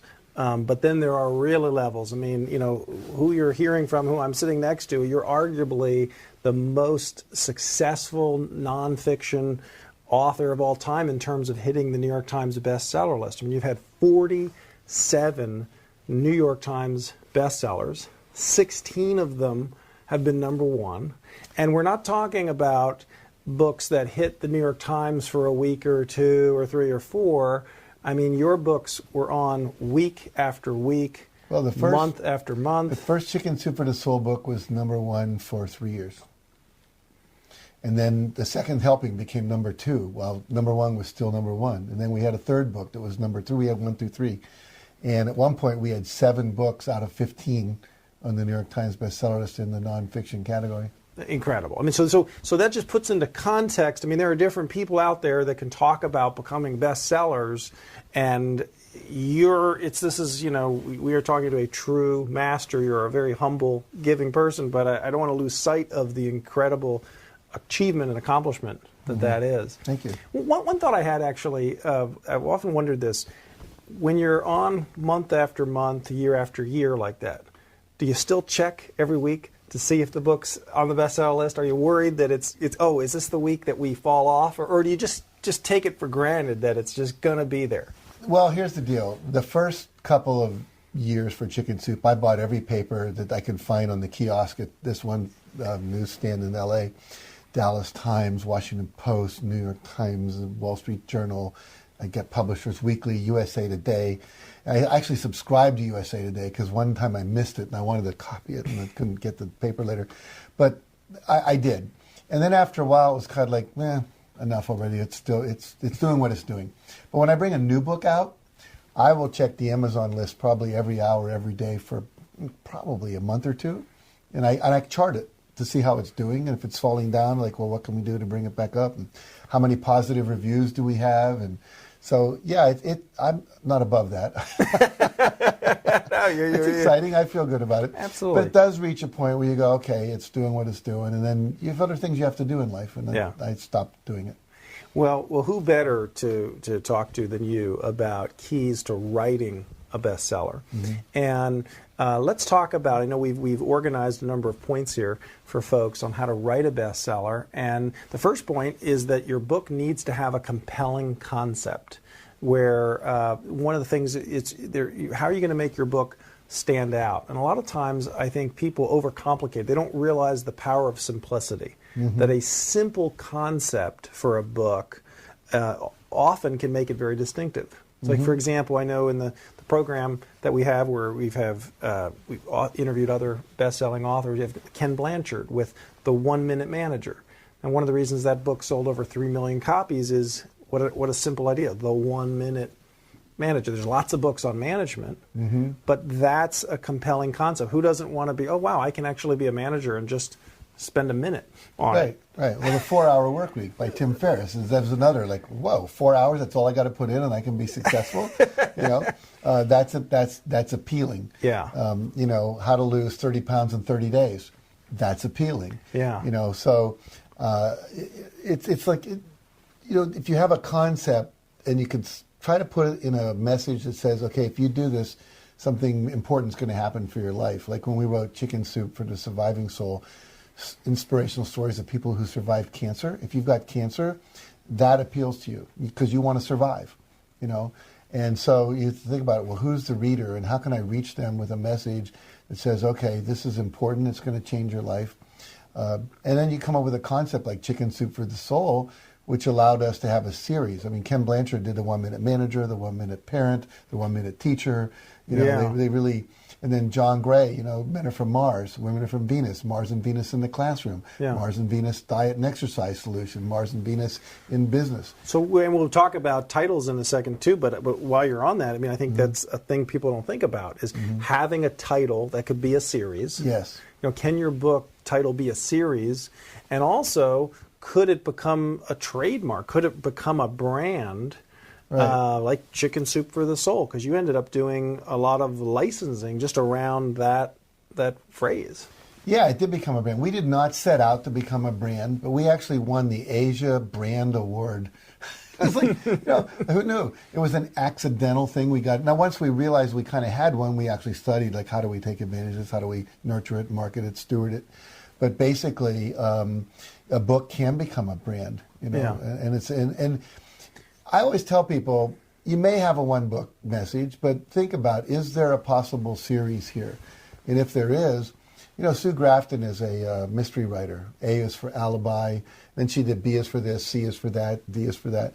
And she's up to X, I think, now.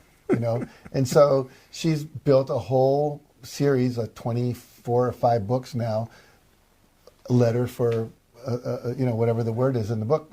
And so it becomes a series. And I think once you have a series, people look for the next one. They become a loyal fan waiting for your next title. Yeah, the compelling concept can just be the idea. Like I know you were telling me earlier today that you've been one of your students on how to write a book and how to be successful is writing a book about billionaires.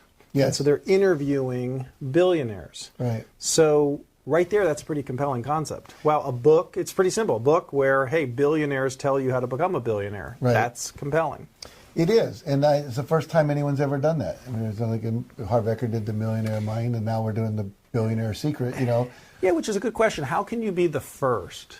how can you be the first in a category, or just how do you make it distinctive? The other thing that I love that you talk about and is owning the fact that you're an author even technically before you are. Like, in other words, telling people that you're the author of the upcoming book.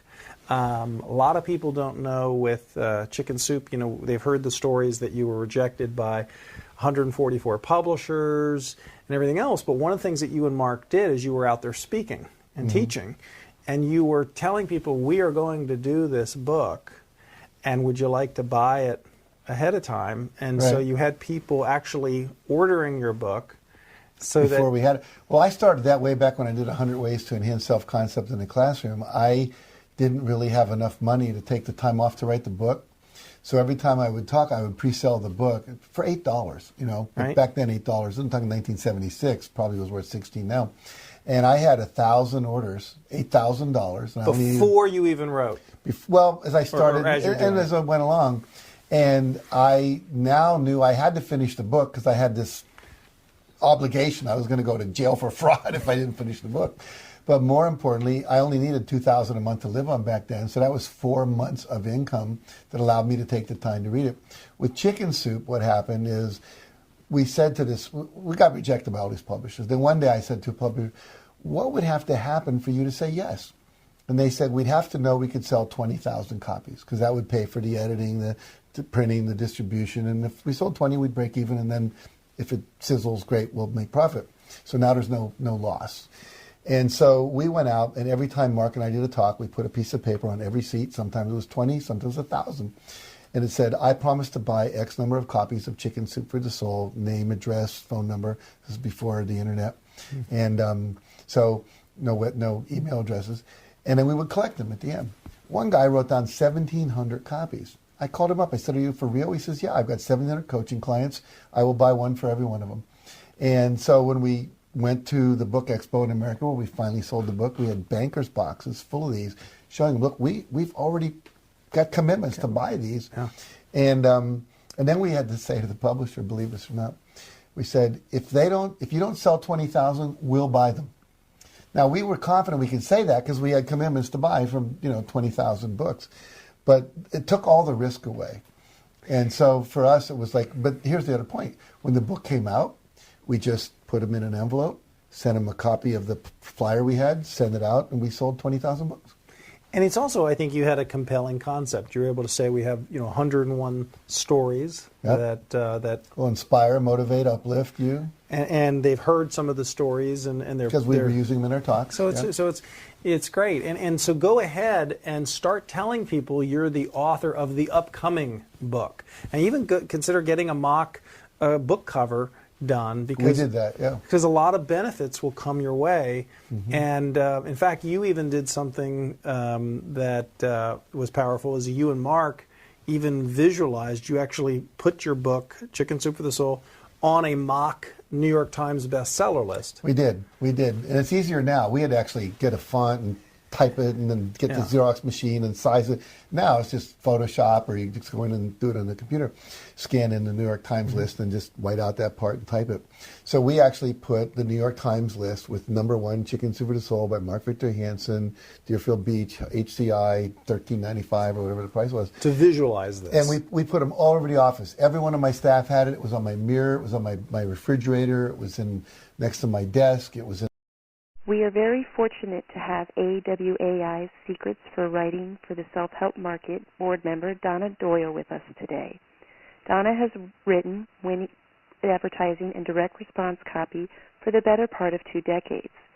She's held long-term positions as direct mail copyright and promotion manager for such prestigious publishers as Prentice Hall Direct, Medical Economics, and the publishers of the renowned Physician's Desk Reference.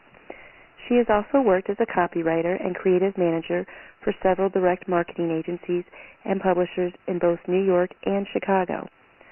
Donna's specialty is writing for such markets as alternative and herbal medicine, nutrition, women's wellness, skincare, spirituality, personal self-improvement, and career development.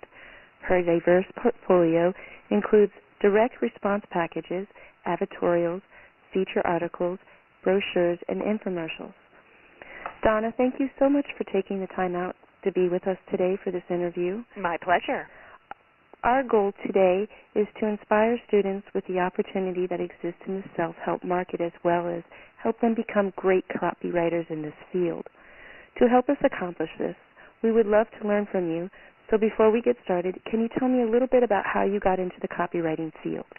Well, I was always interested in writing ever since I was a kid. It was just one of my passions. I mean, I remember writing like short little essays when I was maybe 8 years old.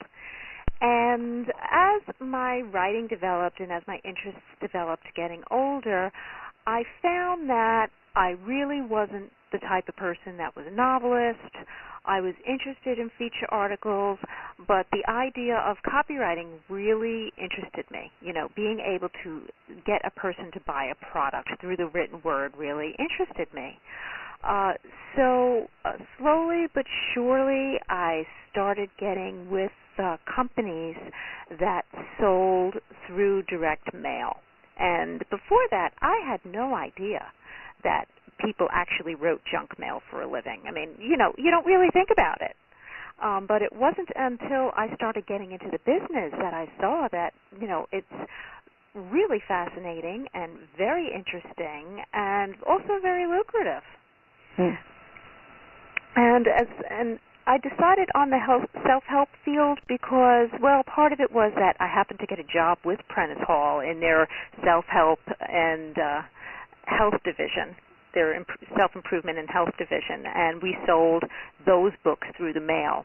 But I found that the whole subject just fascinated me. I loved the way of different techniques of helping people improve themselves and transform their lives and, you know, become happier, become wealthier.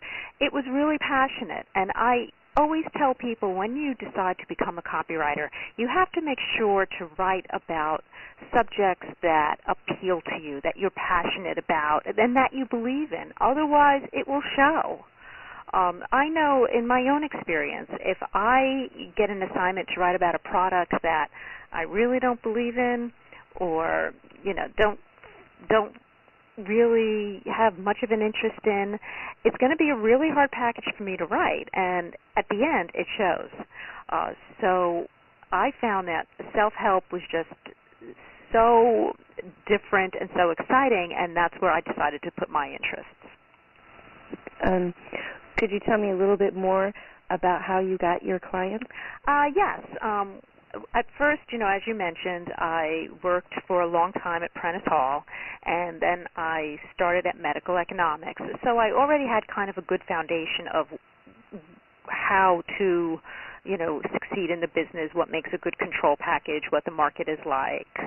And it also gave me a very good idea of who is mailing what out there, who the big companies are. Then when I decided to go out on my own, I basically had nobody. I mean, when I went out on my own, I did not have any clients waiting for me. And that's something I don't recommend. It's always good to try and have one or two clients that could kind of pull you through until you start making the big money. So I had to start from scratch, and I did that by doing a lot of pounding the pavement, doing the internet, going through the internet, trying to contact companies that were either competitors of who I used to work for or were just small companies that marketed their own type of self-improvement products, and then I would try and contact them directly. I mean, I find for me, I'm not really good at cold calling at all. Most people find it very frightening, and I'm one of them. Mm-hmm. But what I would do is call the company explaining that I would like to send some correspondence to either their marketing director or their creative director, and can I have that person's name? 99.9 times out of 100, they will give you that person's name. And then you just write them a really good direct mail sales letter that happens to be selling yourself. And you give them some kind of offer. In my case, what I did was offer them 10% off their first project. and that was a good way for me to get started in the early days when I didn't have too many samples. And now what I'll do is offer them a customized samples that they can take a look at, and then they'll ask me for the samples, and then I still give them that 10% off. And so I kind of just work it from there. And, going for the big guys first is not really the way to go. You have to try and build yourself up first. And then you can knock on the bigger doors when you have the stronger portfolio. But you'd be amazed. You can look everywhere. I mean, your local town, the yellow pages. For me, the Internet was a fantastic source of potential clients. Mm. Is that how you are continuing to gain your clients and leads? Yes. I'm also happily at the point now where I get a lot of personal recommendations, so that's always the best way to get business. But it takes a while to get to that point. So trying to find companies on the Internet that market the kind of products you're interested in is the first way to go. And then as you get successful with them, they'll recommend you to other people. And another great way to get clients is to start getting a swipe file. A swipe file of samples is probably the most important tool a copywriter can get. Not only does it tell you who is mailing what kind of products are popular, what kind of emotional hot buttons are important to the audience, it also helps you hone your copywriting skills. It shows you what works. It shows you what headlines are working, which are not, what the different formats are. So working on that swipe file is like the number one thing you should do before you even begin to go freelance.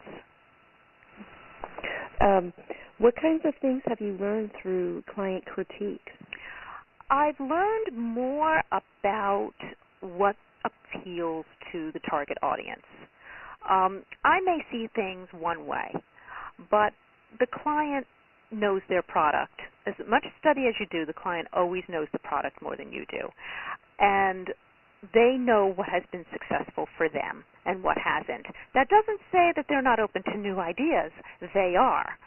But a lot of times they've helped me figure out a new angle for them because they can tell me what's worked, what type of hot buttons are working and which ones are not.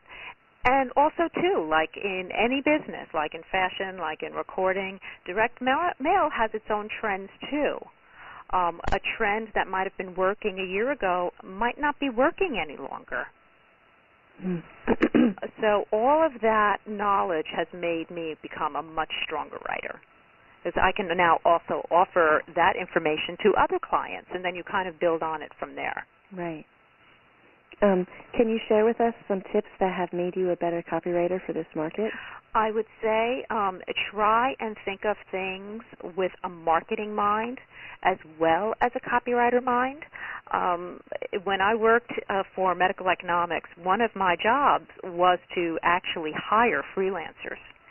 And I always liked dealing with freelancers that had some kind of a marketing brain behind their creative genius. Because if not, if you are a copywriter that has no idea of how the product should be marketed, it's going to count against you. It's going to be very hard to get a package that works. Try to understand your audience, what gets them excited. Don't talk down to them. And you have to write things to be very benefit-oriented.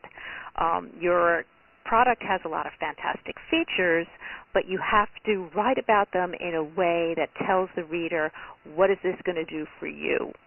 How is it going to transform your life?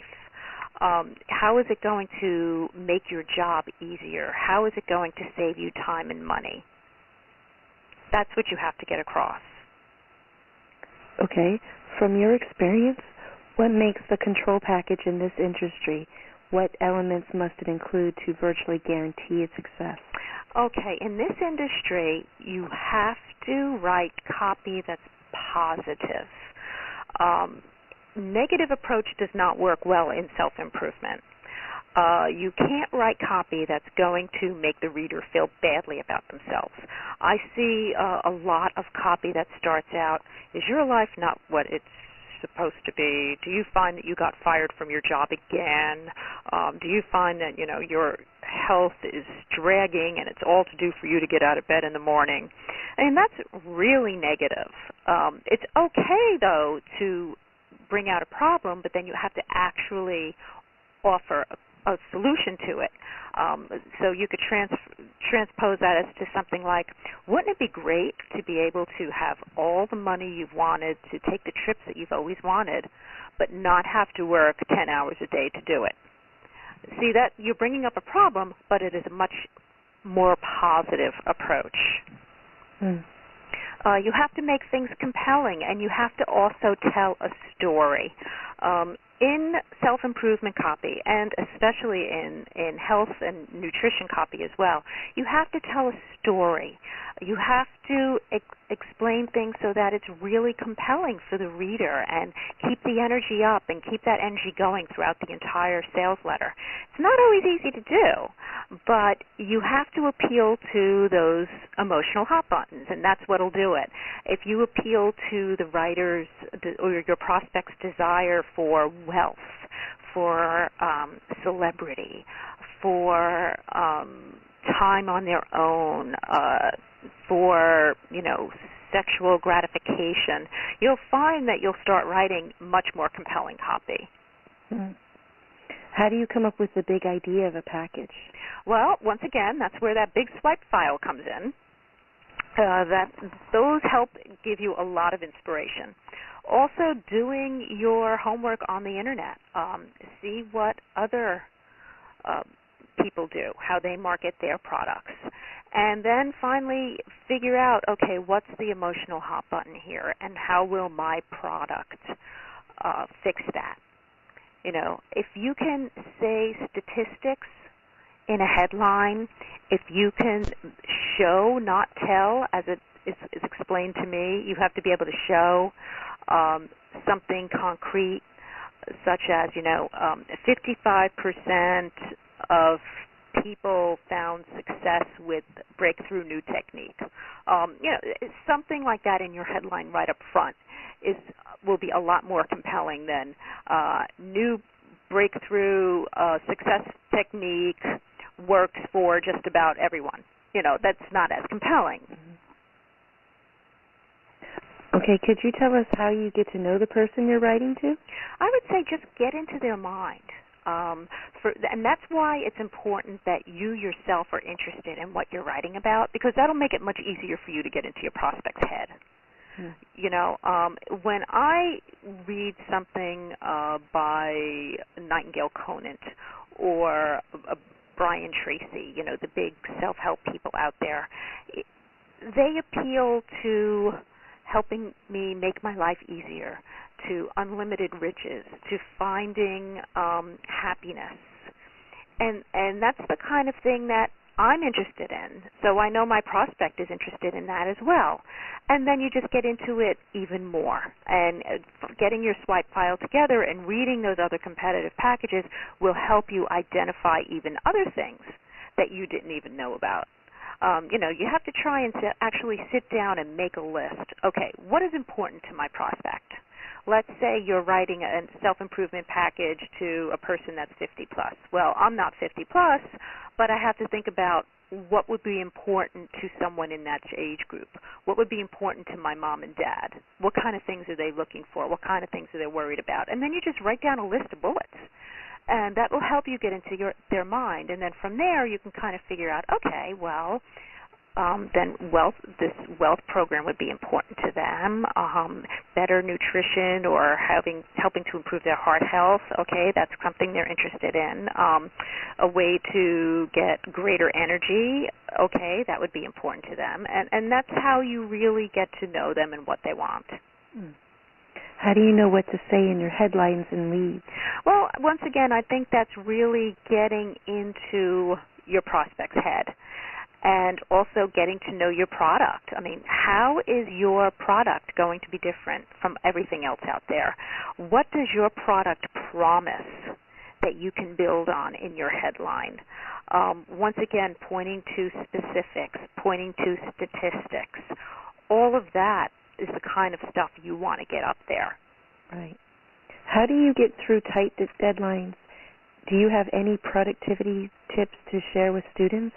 Well, for myself, I find that my best writing time is in the morning. And I treat my freelancing like I treat a real job. I mean, I am at my desk between 8 and 9 every morning, and I'm done by 4 or 5 in the afternoon. And if I have to have conference calls or anything like that, and I'm working on a project, since I know that my best productivity is in the morning, I'll always schedule things for later in the afternoon. Mm-hmm. And you have to be kind of disciplined. If you want to be a successful freelancer in any type of industry and you're working at home, you need to be very disciplined. You need to treat it like a job. Right. And after a while, you'll understand when your most productive times are. Will you share with us your yearly income or approximately how much you make per package? Right now, I'm making around $15,000 to $17,000 per magalog, per package. Wow. And sometimes that's with royalties and sometimes without. Where do you complete your research? Well, first I have every client send me a start kit. The start kit would include sample packages that they have done, packages that have worked, packages that have not worked, and why. I like to find out what lists they typically mail to, because that gives me kind of an idea of who their customer demographic is. Also, any research they have about the product, any statistics that they can share. I always wind up doing more research on my own, mostly through the Internet. Thank God for the Internet. They've replaced my public library practically. But it's always very, very helpful for me that a client provide a very extensive start kit. I mean, researching without a start kit can take you at least an extra week. Mm-hmm. So having that important information from the client makes your job a lot easier and a lot more accurate, too. You can write much more accurate copy if it's taken from stuff that the client has given you. What emotional appeals do you find most effective in self-improvement publications, the hot buttons? Okay, I'd say the hot buttons are appealing to someone's desire for money, for power, for personal happiness, for mastery and control of their destiny. Not having to be a slave to a corporation or a slave to anybody else. I mean, that's really important. Being able to appeal to the opposite sex more than they ever have in their life. Knowledge. People want to become smarter, but not necessarily have to do hours of study to make it happen. They want to appear younger, more vibrant. How do you weave emotions into your promotion? Usually by telling a story and by right away in the outer envelope and in the headline and in the lead, hitting into those emotional hot buttons. The last thing you want to do is have a lot of background material and a lot of statistics about did you know that 84% of people don't eat the way they should, and did you know that air pollution is killing us. You don't want to have that. You want to get into your sale right away. You want to get people excited because you're about to offer them a way to literally transform their life. And that's why you have to appeal to those emotions right off the bat. And then the next thing you do, usually around page 2, is introduce your spokesperson to the reader. Pretend you're writing the letter to a personal friend. When you find you're writing it in the mind of a personal friend, you'll find that you write more emotional copy. And then when you introduce yourself around page 2, like my name is Dr. Smith, and I'm about to tell you today that you no longer have to put up with the things in life disturbing you, blah, blah, blah, blah, blah. that also helps establish that personal one-on-one connection with your prospect. Right. Is there a particular tone of voice that is best used in this market? Well, I think, as I said, you have to write it as if you're having a personal conversation. All in all, your copy should sound very conversational, but salesy at the same time. A lot of mistakes that early copywriters do, and I did this too, is that you tend to write a sales letter that sounds more like a feature article. It doesn't really sell enough. And that's a tough transition to make, because you want to give a lot of information, but you have to also sell a product too. So you have to make sure you're very conversational, you're very up, you have a very positive tone in your copy, and you'll find that your copy will track and read very well. Any thoughts on core emotions best used in self-improvement promotions? Well, I think you have to appeal to their feeling for personal happiness, their feeling that they want to improve their life, become more satisfied, earn more money, make their life easier. You hold the key. You want to be able to give them the key to make all the wonderful things in life happen. Right. And they don't have to really do that much work to have that happen for them. Good. From your perspective, how has the market changed over time? I would say now there is a lot more competition than there ever was. About 10 or 15 years ago, when I first started in this business, it was much easier to get a product sold. Response rates were higher. A lot of people were not selling these things through the mail. I mean, you had a few, but not that many. A lot of controls remained controls for several years. I had a control at Prentice Hall that was a control for 10 years. Then around the early to mid-90s, things slowly started changing, and then I would say 5 years ago with the Internet, things changed even more. There's a lot more competition out there. A lot of companies now sell exclusively through the Internet. Direct mail rates are higher, creative is higher, but postage rates keep on creeping up and response rates are going down. So all the more reason why you have to write copy that's really good, that really stands out from the crowd, because you have a lot of competition. The field's really crowded now. What are the most common mistake copywriters make when writing self-help copy? I would say making the copy sound too much like a feature article, having a lot of background information that has really not much to do with your product, and all of that really does is just slow the market down. And not writing your sales letter as if you're writing it to a close personal friend. It's kind of like some writers take a kind of a third-party approach. Establishing that one-on-one relationship with your reader is very important, not only for the success of your package, but for the credibility of your product. Right. What books should a student who wants to specialize in this market own?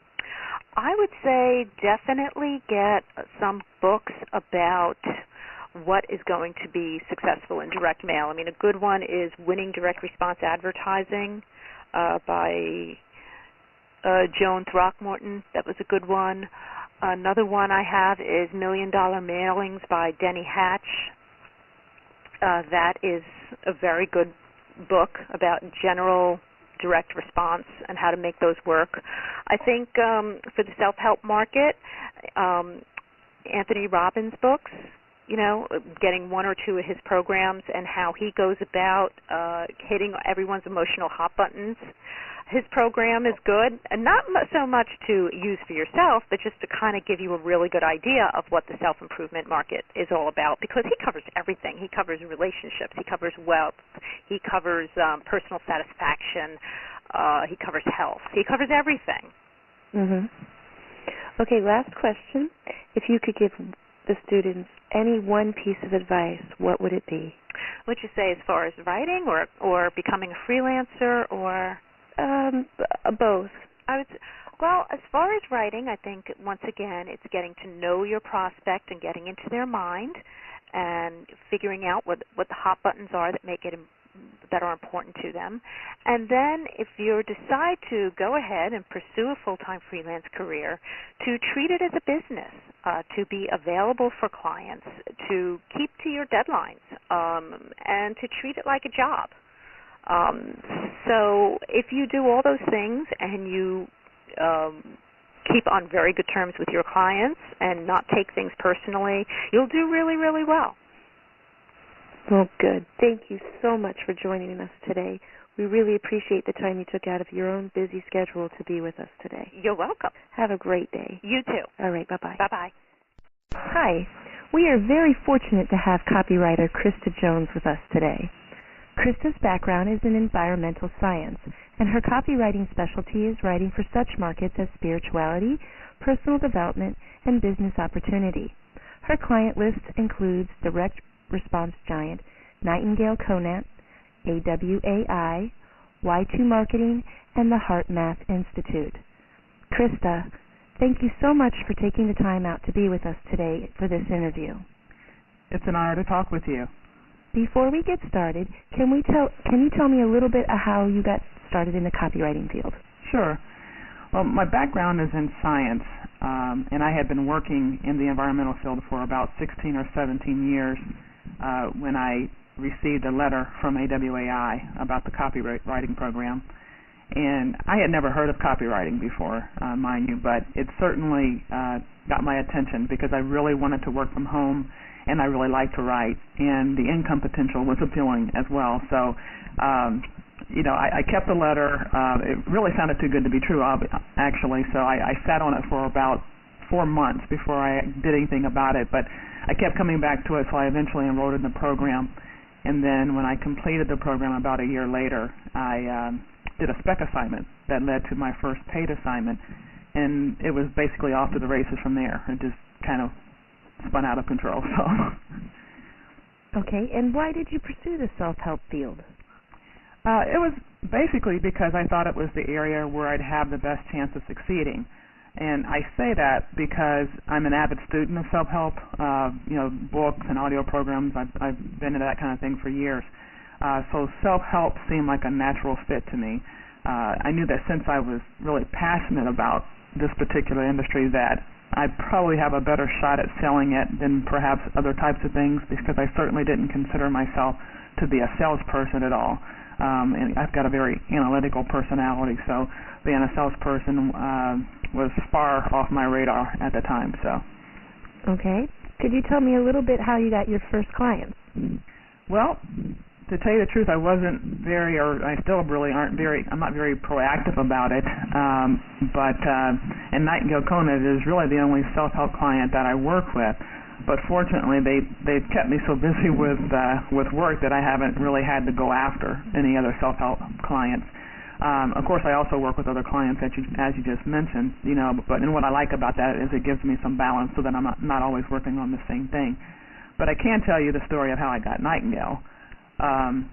It was about 3.5 years ago, and at the time, I was doing a lot of work for Fourth Avenue Marketing Group, which was a company that used to solicit work with direct marketers, and then once they landed an assignment, they would hand over the assignments to promising AWAI graduates or members. Well, one day I was talking with Brian Sodi, who was the president of the company, and I mentioned that Nightingale Conant was my dream client because I had several of their audio programs, and I loved them all, and they seemed like a really great company to write for. And Brian said that they had actually been pursuing work with Nightingale for the last year or two, but so far they hadn't managed to get anything, hadn't had any luck. So I kind of thought that was dead in the water. But then about 2 months later, Brian gave me a call, and he said that he had just received 2 assignments, actually from Nightingale, and that one of them was mine if I wanted it. And the funny thing is, I had just minutes ago turned down another assignment from someone else because I was just completely overbooked, and stretched. But I obviously couldn't turn down that, so I jumped at the chance. and it ended up working out really well. And about probably 6 months later or so, Fourth Avenue went out of business, but I was able to maintain my relationship with Nightingale, and now I've completed nearly 20 packages for them. Good. What kinds of things have you learned through client critiques? Wow. I've learned so much, from client critiques. I remember early in my career, probably about 6 months in, I was speaking with a client, and he said something that I never forgot. And although I had probably heard it a dozen times before, for one reason or another, the way he put it really stuck with me. And he said something along the lines of, successful copywriters don't think conventionally or say the obvious. They find ways to set the reader free of their preconceived ideas, and they see things below the surface. And then they weave an engaging and engrossing story, for us to read. And that really stuck with me, and I've always kept that in the back of my mind from that point forward. And then another big lesson that I learned was a client was reviewing a lead, and I was actually in the room with her that I had just prepared for her. So she read the lead, and then she said, I really like your fourth paragraph. I think we can just get rid of the first 3 paragraphs and start the letter right there. And, when I looked at it, I realized she was telling the truth, that the fourth paragraph really did everything that a good lead should do. I mean, it immediately hooked the reader. And the first 3 paragraphs were really just kind of like a warm-up to the fourth paragraph. So since then, I've always been sure to check my leads to make sure that the copy starts where it should. And I often find that the first few paragraphs really are just kind of fluff, so I can cut all that stuff out and really kind of get to the meat right away. And I'd say finally that I've learned through this process of going through critiques that writing copy is really a process, and it's a team effort. It's not just an individual event. And it's not always easy, to hear what a client has to say about your copy, whether you're getting the feedback on the phone or if it's, in track changes in a Word document. But the bottom line is what they want is they want to make your copy as good as it can be. So ultimately, you as the copywriter and the client have the same goal. And once I kind of realized that or thought about it at that level, it made it easier to go through that process and not, to be nervous about it or that kind of thing. I just kind of looked at them as part of the team. So it really helps me relax, actually, when I think about it, when I get feedback from clients, because now I know it's not just my ideas that are going out to the world, that I've got a whole team of people behind me who have looked at the copy and approved it or made improvements to it. So I would say those are probably the primary things or the biggest things I've learned from that process. Good. Can you share with us some tips that have made you a better copywriter for this market? I'd say the most important thing is loving the product. I find that the more excited I am, or the more excited I can get about a product, the better off I am, and the better the copy's going to be, and that energy shows up in the copy.